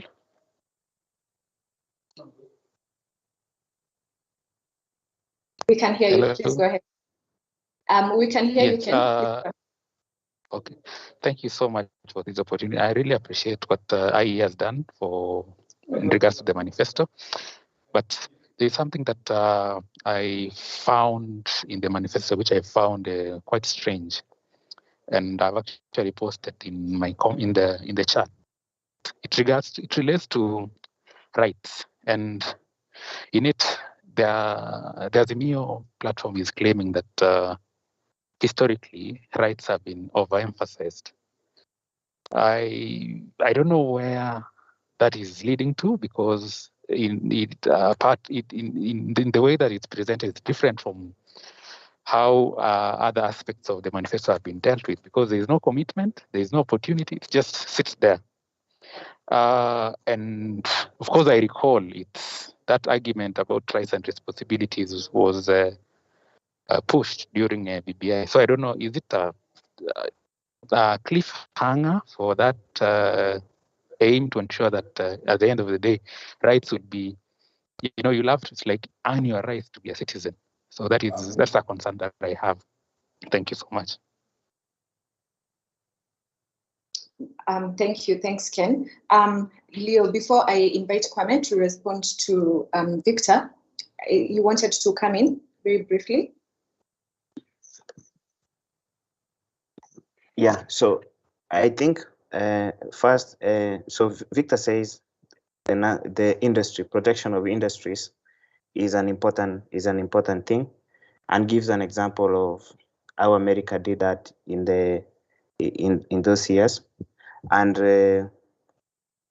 in the US, the most popular, the current discussion now is the removal of anti-countervailing and anti-dumping measures that has been put on China and other countries such as Turkey to allow the inflation to come down.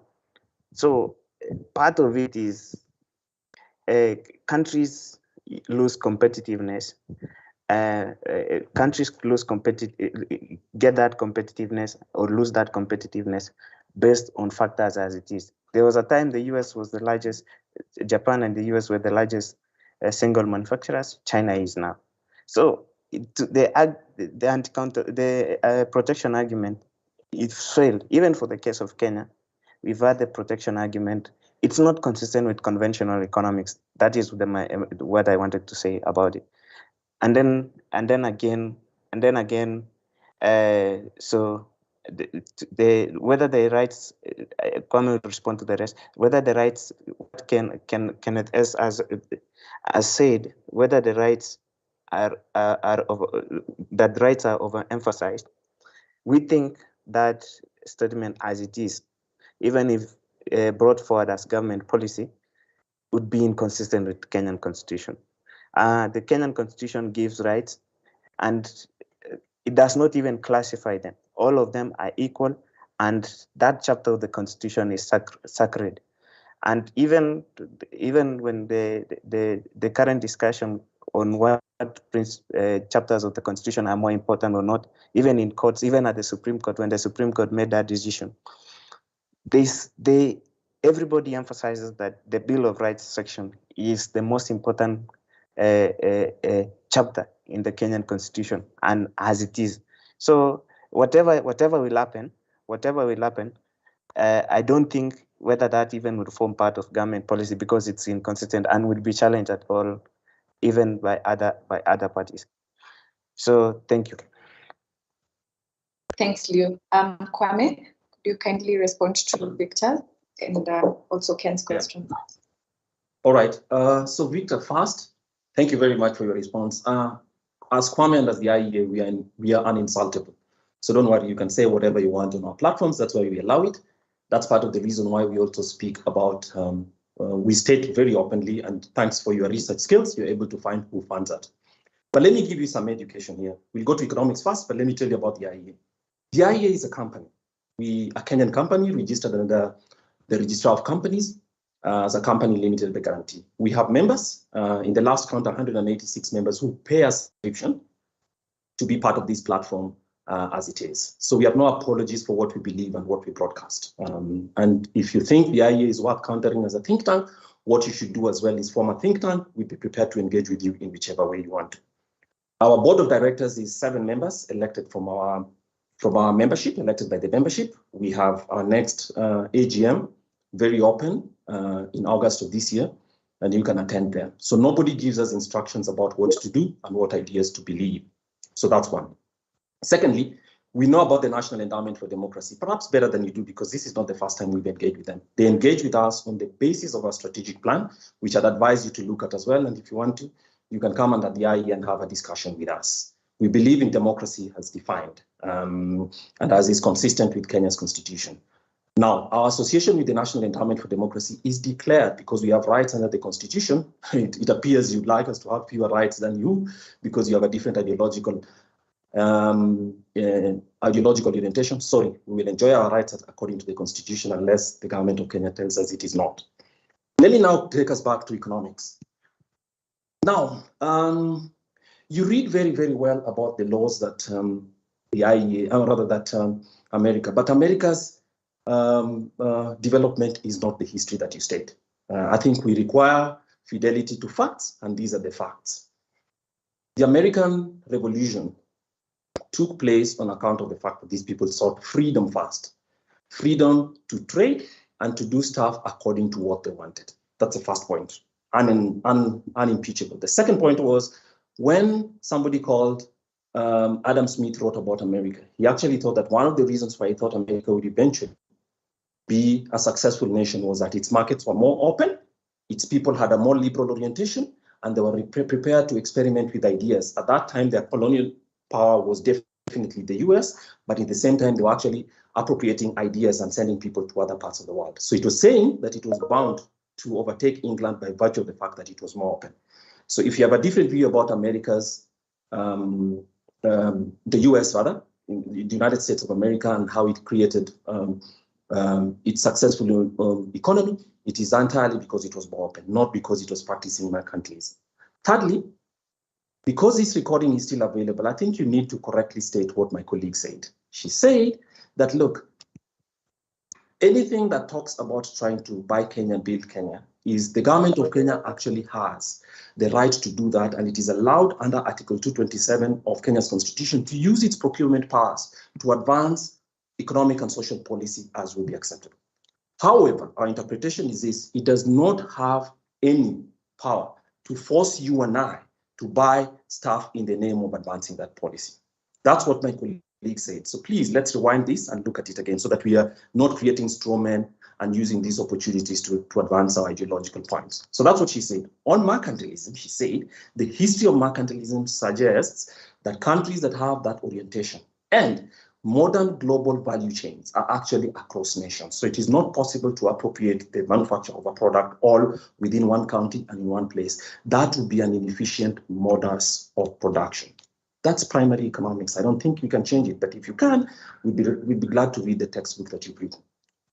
Finally, on comparative advantage and how China is, it's true that China has actually had significant progress through international trade, and China is one of the countries which, at an income level of $500, which was measured in 1978 as even lower than Kenya's, right, opened up markets. So the idea that China was grown because of closed markets, it's a lie. The reason most US companies actually went and invested in FDI in China, doing hats, doing socks, you know, there's a sock city in China, hats, building musical instrument and textile, is because it was open to using those products, importing intermediate goods and exporting them. So you're reading about Chinese success is completely wrong. And for that reason, I'd advise that this is one of the reasons these meetings are open, and we are glad for the feedback that you'd like to give us. If you'd like us to have a conversation, we are a liberal institution, we have no apologies for it, and we are always open to come and actually share these ideas with you in other webinars such as this, or you can even visit our office.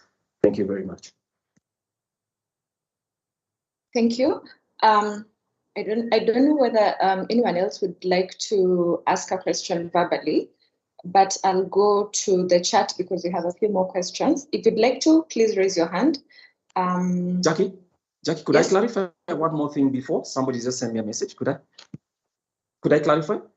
Yes, please. Yeah. Okay, fine. So for Victor's and everybody else's, I apologize. So let me tell you this. Our members pay a subscription. Our membership subscription usually comes to between 6% to 12% of our total income per year.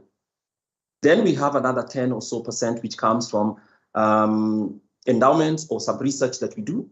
And the rest comes from grants. And those grants are actually distributed among foundations, all manner of foundations with different views. But we are funded on the basis of our strategic plan. And nobody tells us what to say or any orientation to meet. Please respect that. Thank you.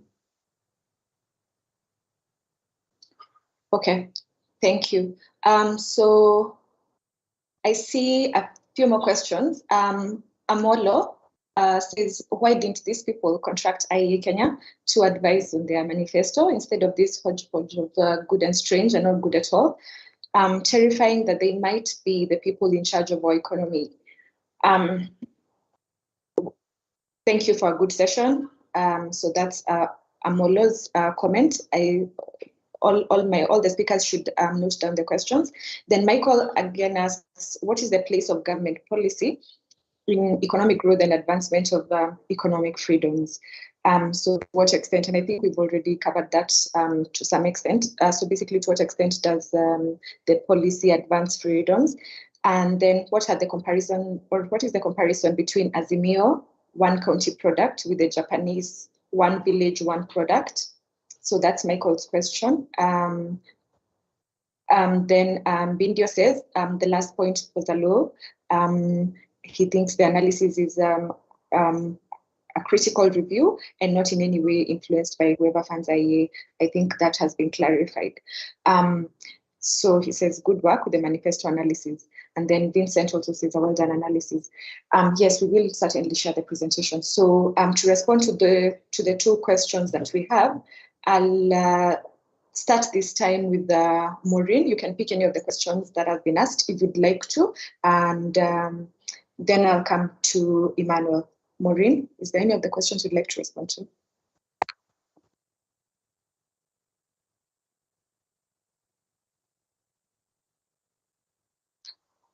Okay, I think as she finds her comments, I can go to Emmanuel. Yes, Emmanuel.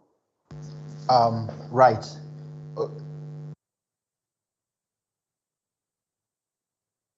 Okay. Should I speak? Yes, please, Emmanuel. What are your thoughts regarding? Yeah, you can start with the question by Michael, and if you have any comments on Amolo's comments, it's basically a comment, but you can respond to Michael's question. Okay, so I see that, yes, Michael's question about the place of government policy in economic growth and advancement of economic freedoms. Okay, this is a very good question. I think Okay. What exactly is democracy? And the other question is what is the government actually supposed to do, right? We can start off by differentiating between public and private goods, and because it's the character of the public and private goods, the difference between them, that tells us what the government should do and what it should leave to other people to do.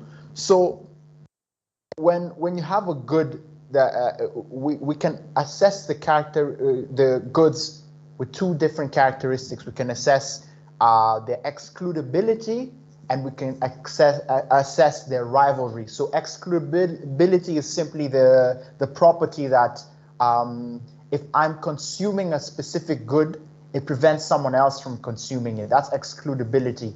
And rivalry is, excludability is a property that I, as a supplier, can discriminate between consumers with price.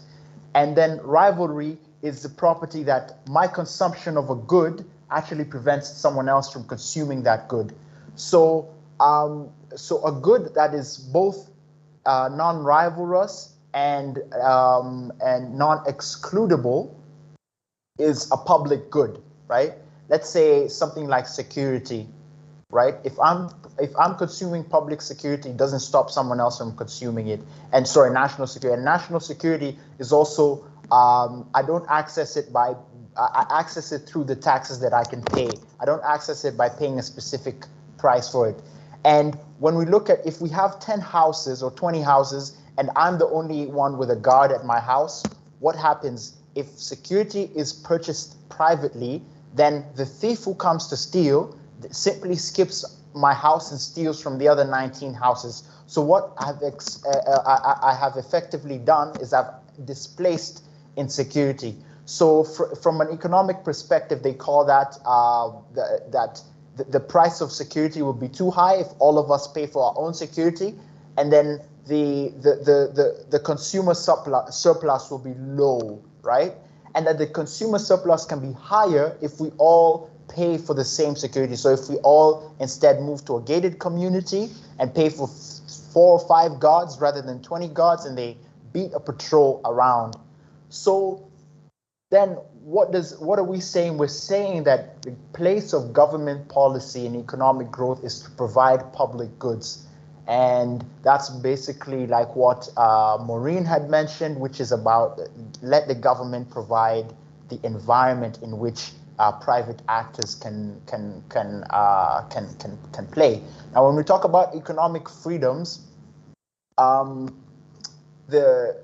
Kenyans have chosen a democracy as the structure of the society in which they want to live.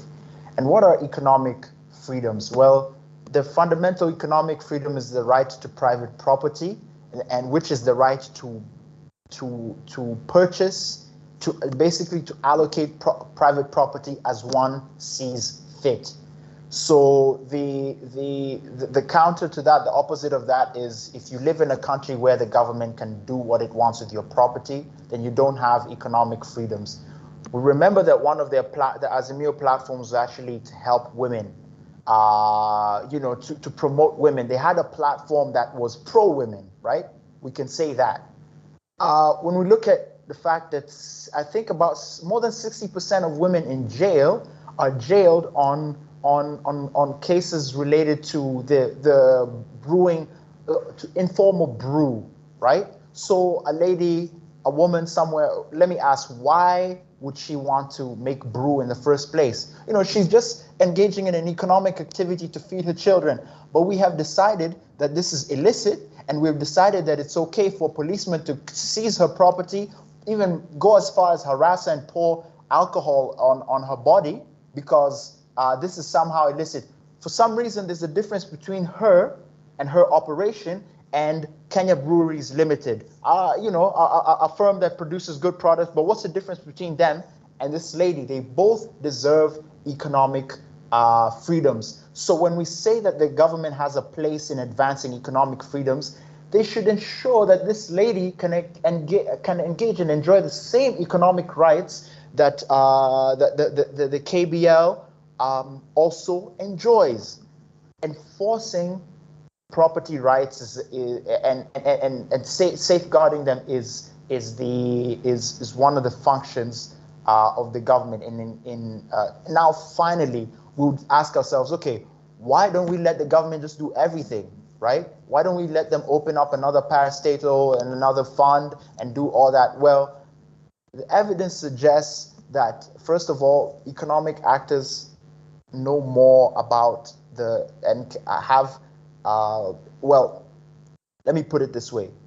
Private goods are best supplied by competitive markets. So you shouldn't give the government a monopoly, and the government shouldn't use, so that's one. Two, public funds, my money, your taxpayer money shouldn't be used to buy, to pay for private, to the benefit of one specific economic sector.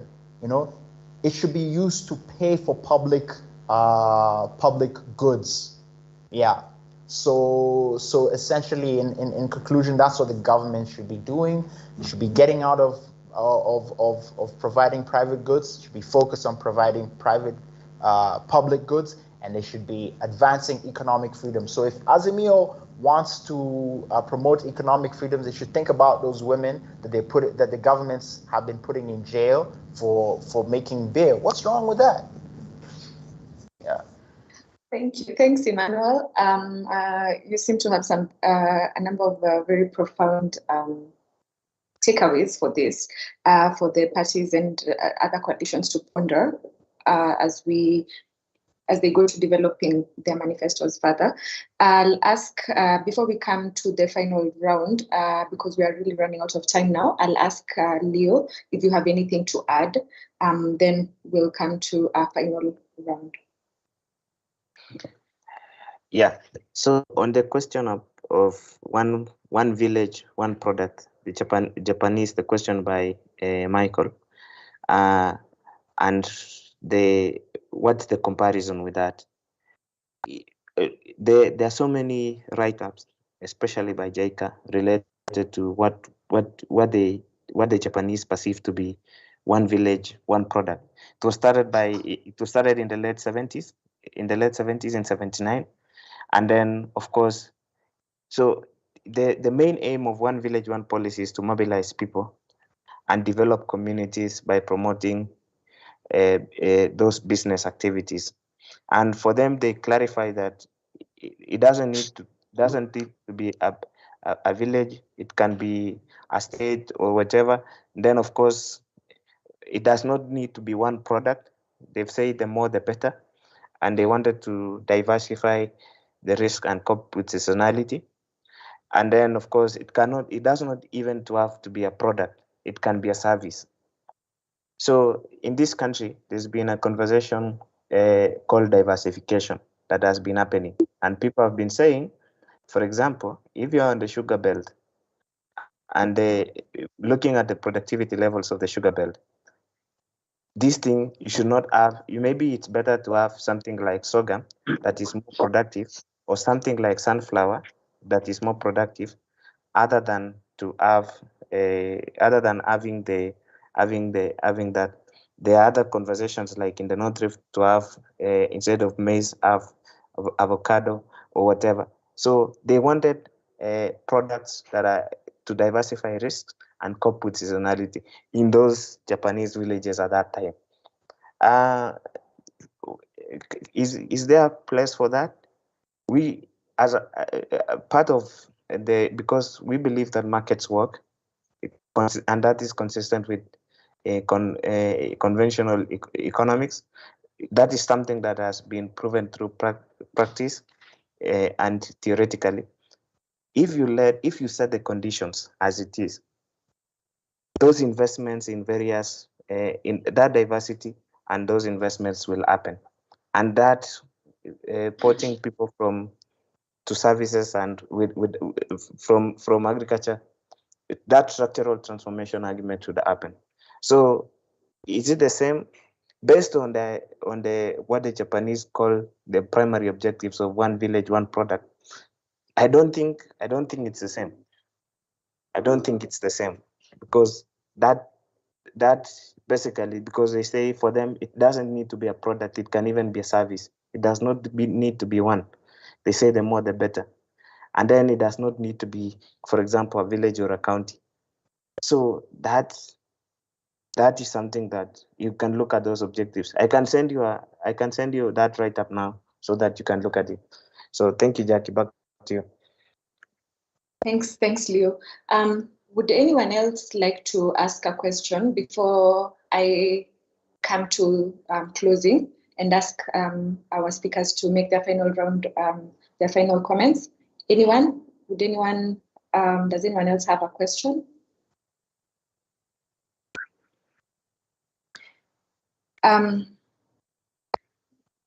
Okay.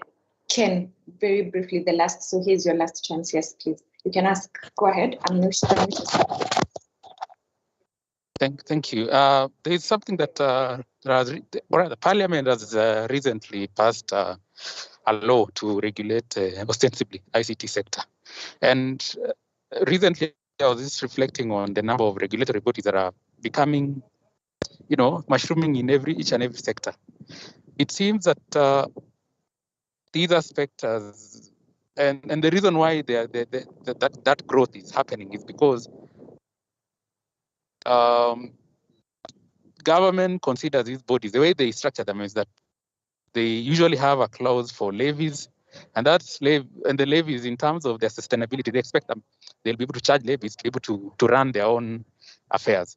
And the challenge with that is that I've seen, or rather every lawmaker would consider, any occupation to be liable for regulations and licensing, because they look at it from that perspective of revenue.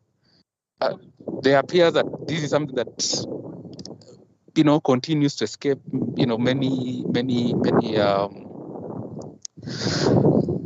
many political parties. I don't know why. Why is that the case? Why is that the case? Thank you.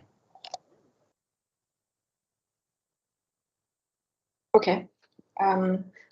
Thanks for that question. And I'll ask our speakers to respond as they make the closing remarks, given the time that we have. So as to do the final remarks in about a minute or a minute and a half each, I'll ask our speakers to share with us what are their main takeaways from this.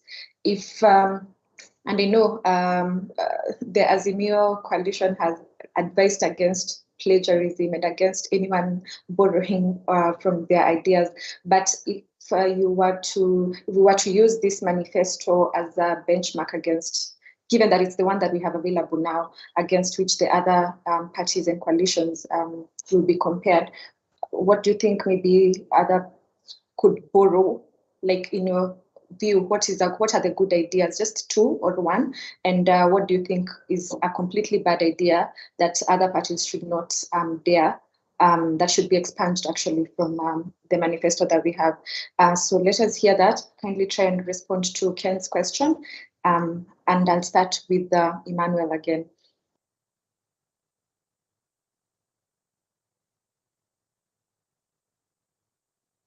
Emmanuel, your closing remarks. Thanks. So my closing remarks would be that Azimio, the Azimio platform is very interesting in that I don't think a platform has to. Okay, the platform was not economically sound on many different fronts. And if I zoom into manufacturing in particular, I would say that the proposals they have, I'm not sure that they would impress, say, their friends in the, in manufacturing, for example, because their friends do understand the workings of the manufacturing sector and what it needs. And a quick reading shows that, look, this is not what manufacturing needs. And it seems that they could just have easily proposed something that's sound for manufacturing and met their needs, and then and still found something to trumpet to kind of, meet the requirement of some political poetry. So that's my observation, is that I think it's possible to meet both and to have something that's economically sound and that can be made to sound attractive. And they seem not to be sure if that can happen. In general, it can be improved. Thanks.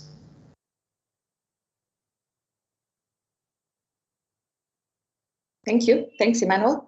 Maureen, your closing remarks. Thank you, Jackie. On the governance model that the Azimio La Umoja plan is proposing, well, they got a few things right on the Azimio La Ugatuzi, that's devolution. And they also got some things wrong, such as, okay, maybe they're trying to appeal to certain groups on maybe the tax holidays, the tax exemptions, and they're also not like providing specificity on their plans of, say, empowering women.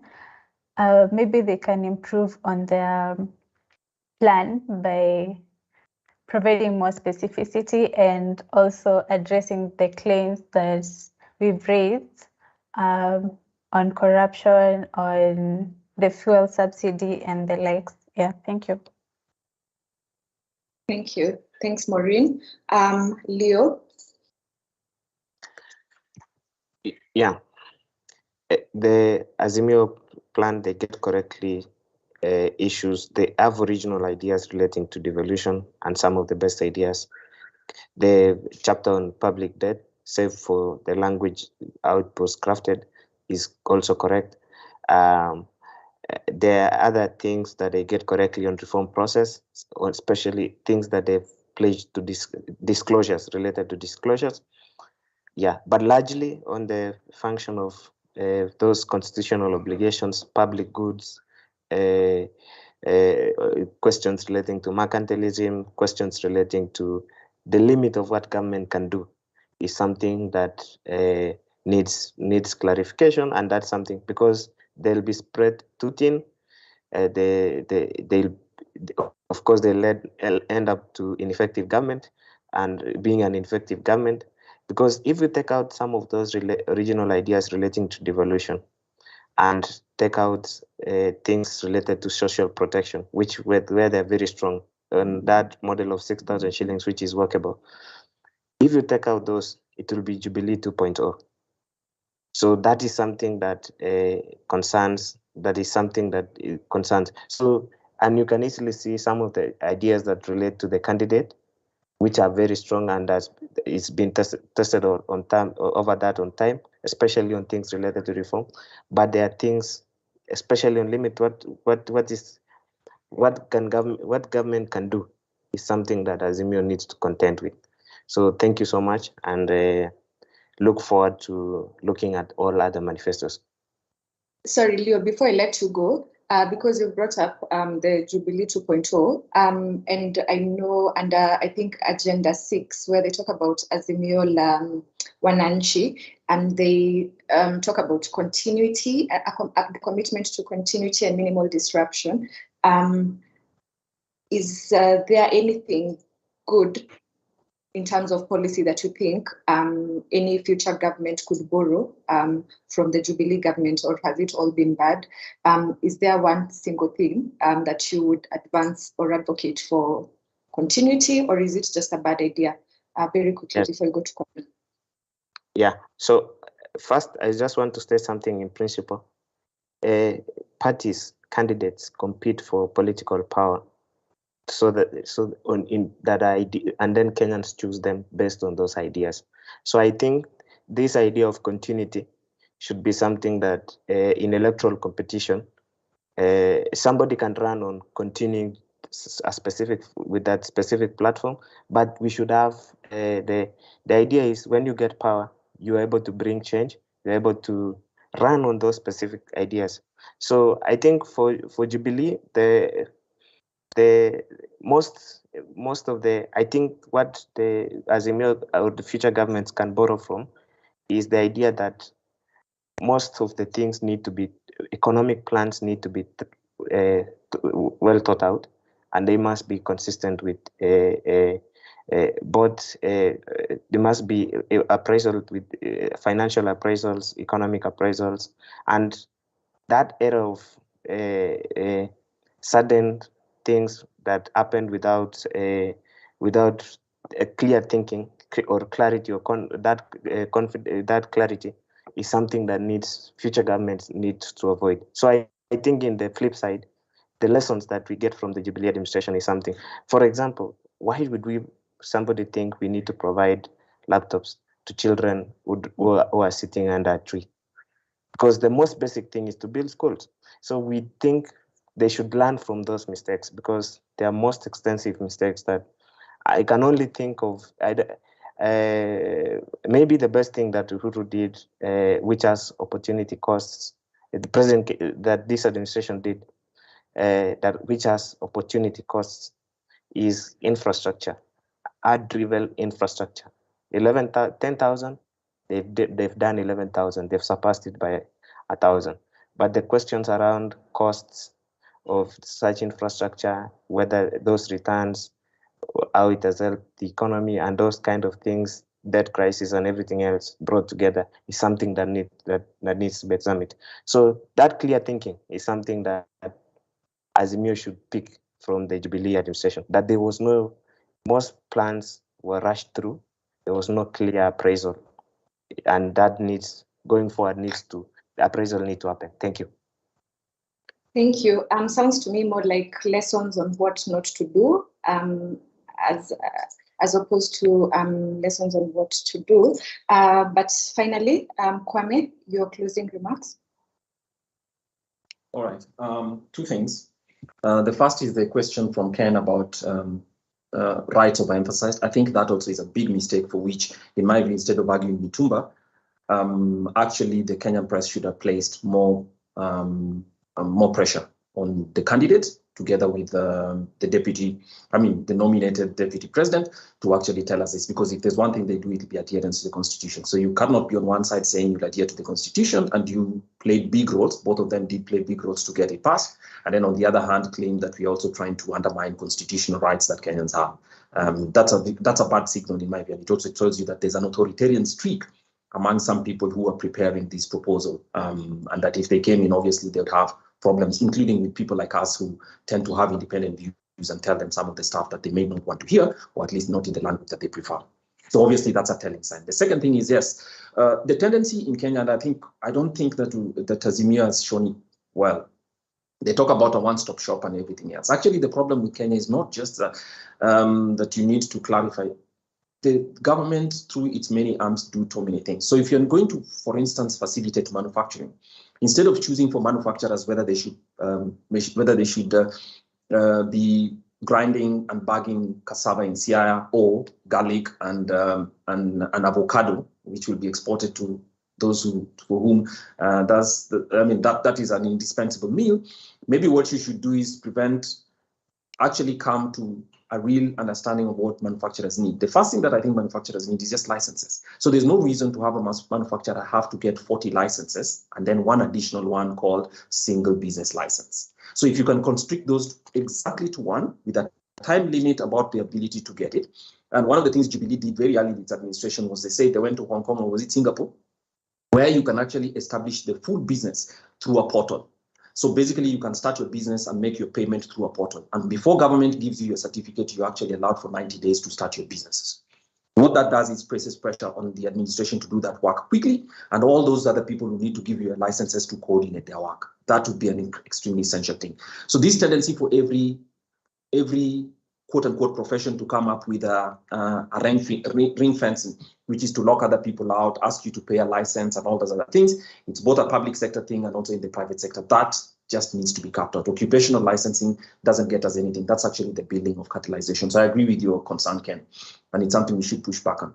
Finally, the one thing that the Azimio and Umoja, in my view, have stated, it's a campaign rostrum thing, which their leaders tend to be very good at, but which they are actually not explained well enough to Kenyans, is the viability of their Kenyans shilling 6,000. It's not per person. It's 6,000 as a cash transfer to every house, to the bottom 2 million households. Remember, Kenya has 12.4 million households thereabout, based on the last census. They say that they will prioritize the poorest households in Kenya and provide them with a cash transfer, an unconditional cash transfer of 6,000 shillings to buy food and basic essentials. That would be extremely, extremely useful in Kenya. Is it affordable? It is. If you look at it, 2 million households for 6,000 shillings would be 12 billion shillings per month. Over a whole year, it will come to 144 billion. 144 billion is less than, I think, 3% of our total spending. So it's very, very, very, very affordable, except they would actually have to cut other things to make it possible. But that would be extremely useful. It's a very transparent way of sending the money. It would be useful for countries so that we not have households in Kenya where today it is said that some hundreds of people have died. And you remember a press statement last year where the press went to a specific home and they found a mother and a 5-year-old child who'd actually stabbed to death. This kind of stuff would be extremely, extremely helpful. They haven't explained it well enough. They would actually have to get fiscal space to do it. They haven't explained it enough, but it's actually a program that would be useful. It's workable because government is already spending about 20 billion already, 28, 30 billion a month on these kind of things. So if you compile it all into a single program, it means the additional amount that they need to bring will just be about 90 billion. Not unaffordable because the government of Kenya collects about 6 billion in taxes per month. And by saving aggressively, this is affordable. So that aside, I mean, the function of this is not necessarily to tell you who will win or who you should vote for. Our view at the Institute of Economic Affairs is to expand the literacy. Please read beyond what we have spoken to you about. This is available, but be engaged in the conversation as well, because you must believe this thing. Manifestos don't matter. I mean, manifestos are not idle things. They actually matter because whoever publishes them intends, as Jubilee showed us, as President Kibaki showed us 20 years ago, when they tell you that this is what we're going to implement, often they are serious about it. And as citizens, we need to take them seriously and on their word as well. Thank you. Thank you. I think that's a good place to end it. And thanks again. Thanks a lot to the entire IEA team and the specific team that put together this analysis and for all the presentations that have been done. So thanks, Maureen, thanks, Emmanuel, thanks, Liu, and thanks, Kwame. So I think in conclusion, it's very clear, and what we've said, and just to take it from where Kwame has left, is that overall, there are some, and it's been restated, there are some good things in the manifesto, quite a number of important proposals there, which would all benefit from a little more detail, a little more clarity of thought in terms of how to implement. So they would have done a better job at that. And if they do eventually win this, they would benefit from clarity on thought in terms of how this will be implemented. So as we stated earlier, we intend to do a similar analysis for the other teams that are yet to release their manifestos. So you can be on the lookout for that. Be on the lookout as well for our future webinars. The notices are almost always on our digital social media pages. So you can follow IEA Kenya on Twitter and you'll be well updated. Then lastly, I've seen a number of requests for the presentation to be shared. So this will be uploaded on IEA's website shortly after this meeting. And as we always state at this forum, the IEA is a membership institution, and that has been emphasized today. So if any of you here would be interested in being an IEA member, kindly get in touch with us, with our communications team. They will advise on how to go about the process and what would be the benefit to you. So on behalf of the IEA, again, I take this opportunity to thank you most sincerely for your time. Again, we stated earlier that our objective here is to raise literacy on this issue so that you make an informed decision. As has been stated, I had someone say that the major problems that we see now, we would have known that the current administration, where it has gotten us now in terms of the debt distress, in terms of the other challenges that we see, it was actually spelled out in their manifesto. So yes, as Kwame has said, if we had believed them and if we had read earlier, we would all have been aware and expected this. So please read the manifesto. It's actually a very quick and easy read. So I'd encourage anyone who has the time to go to the azimio.ke platform, and then you'll find the the manifesto there, both in English and Kiswahili. You can read it and make an informed decision on your own. And as we wait for the others, then you can be able to, again, compare and make an informed decision. So on behalf of the IEA, we thank you and we wish you a good afternoon. Bye.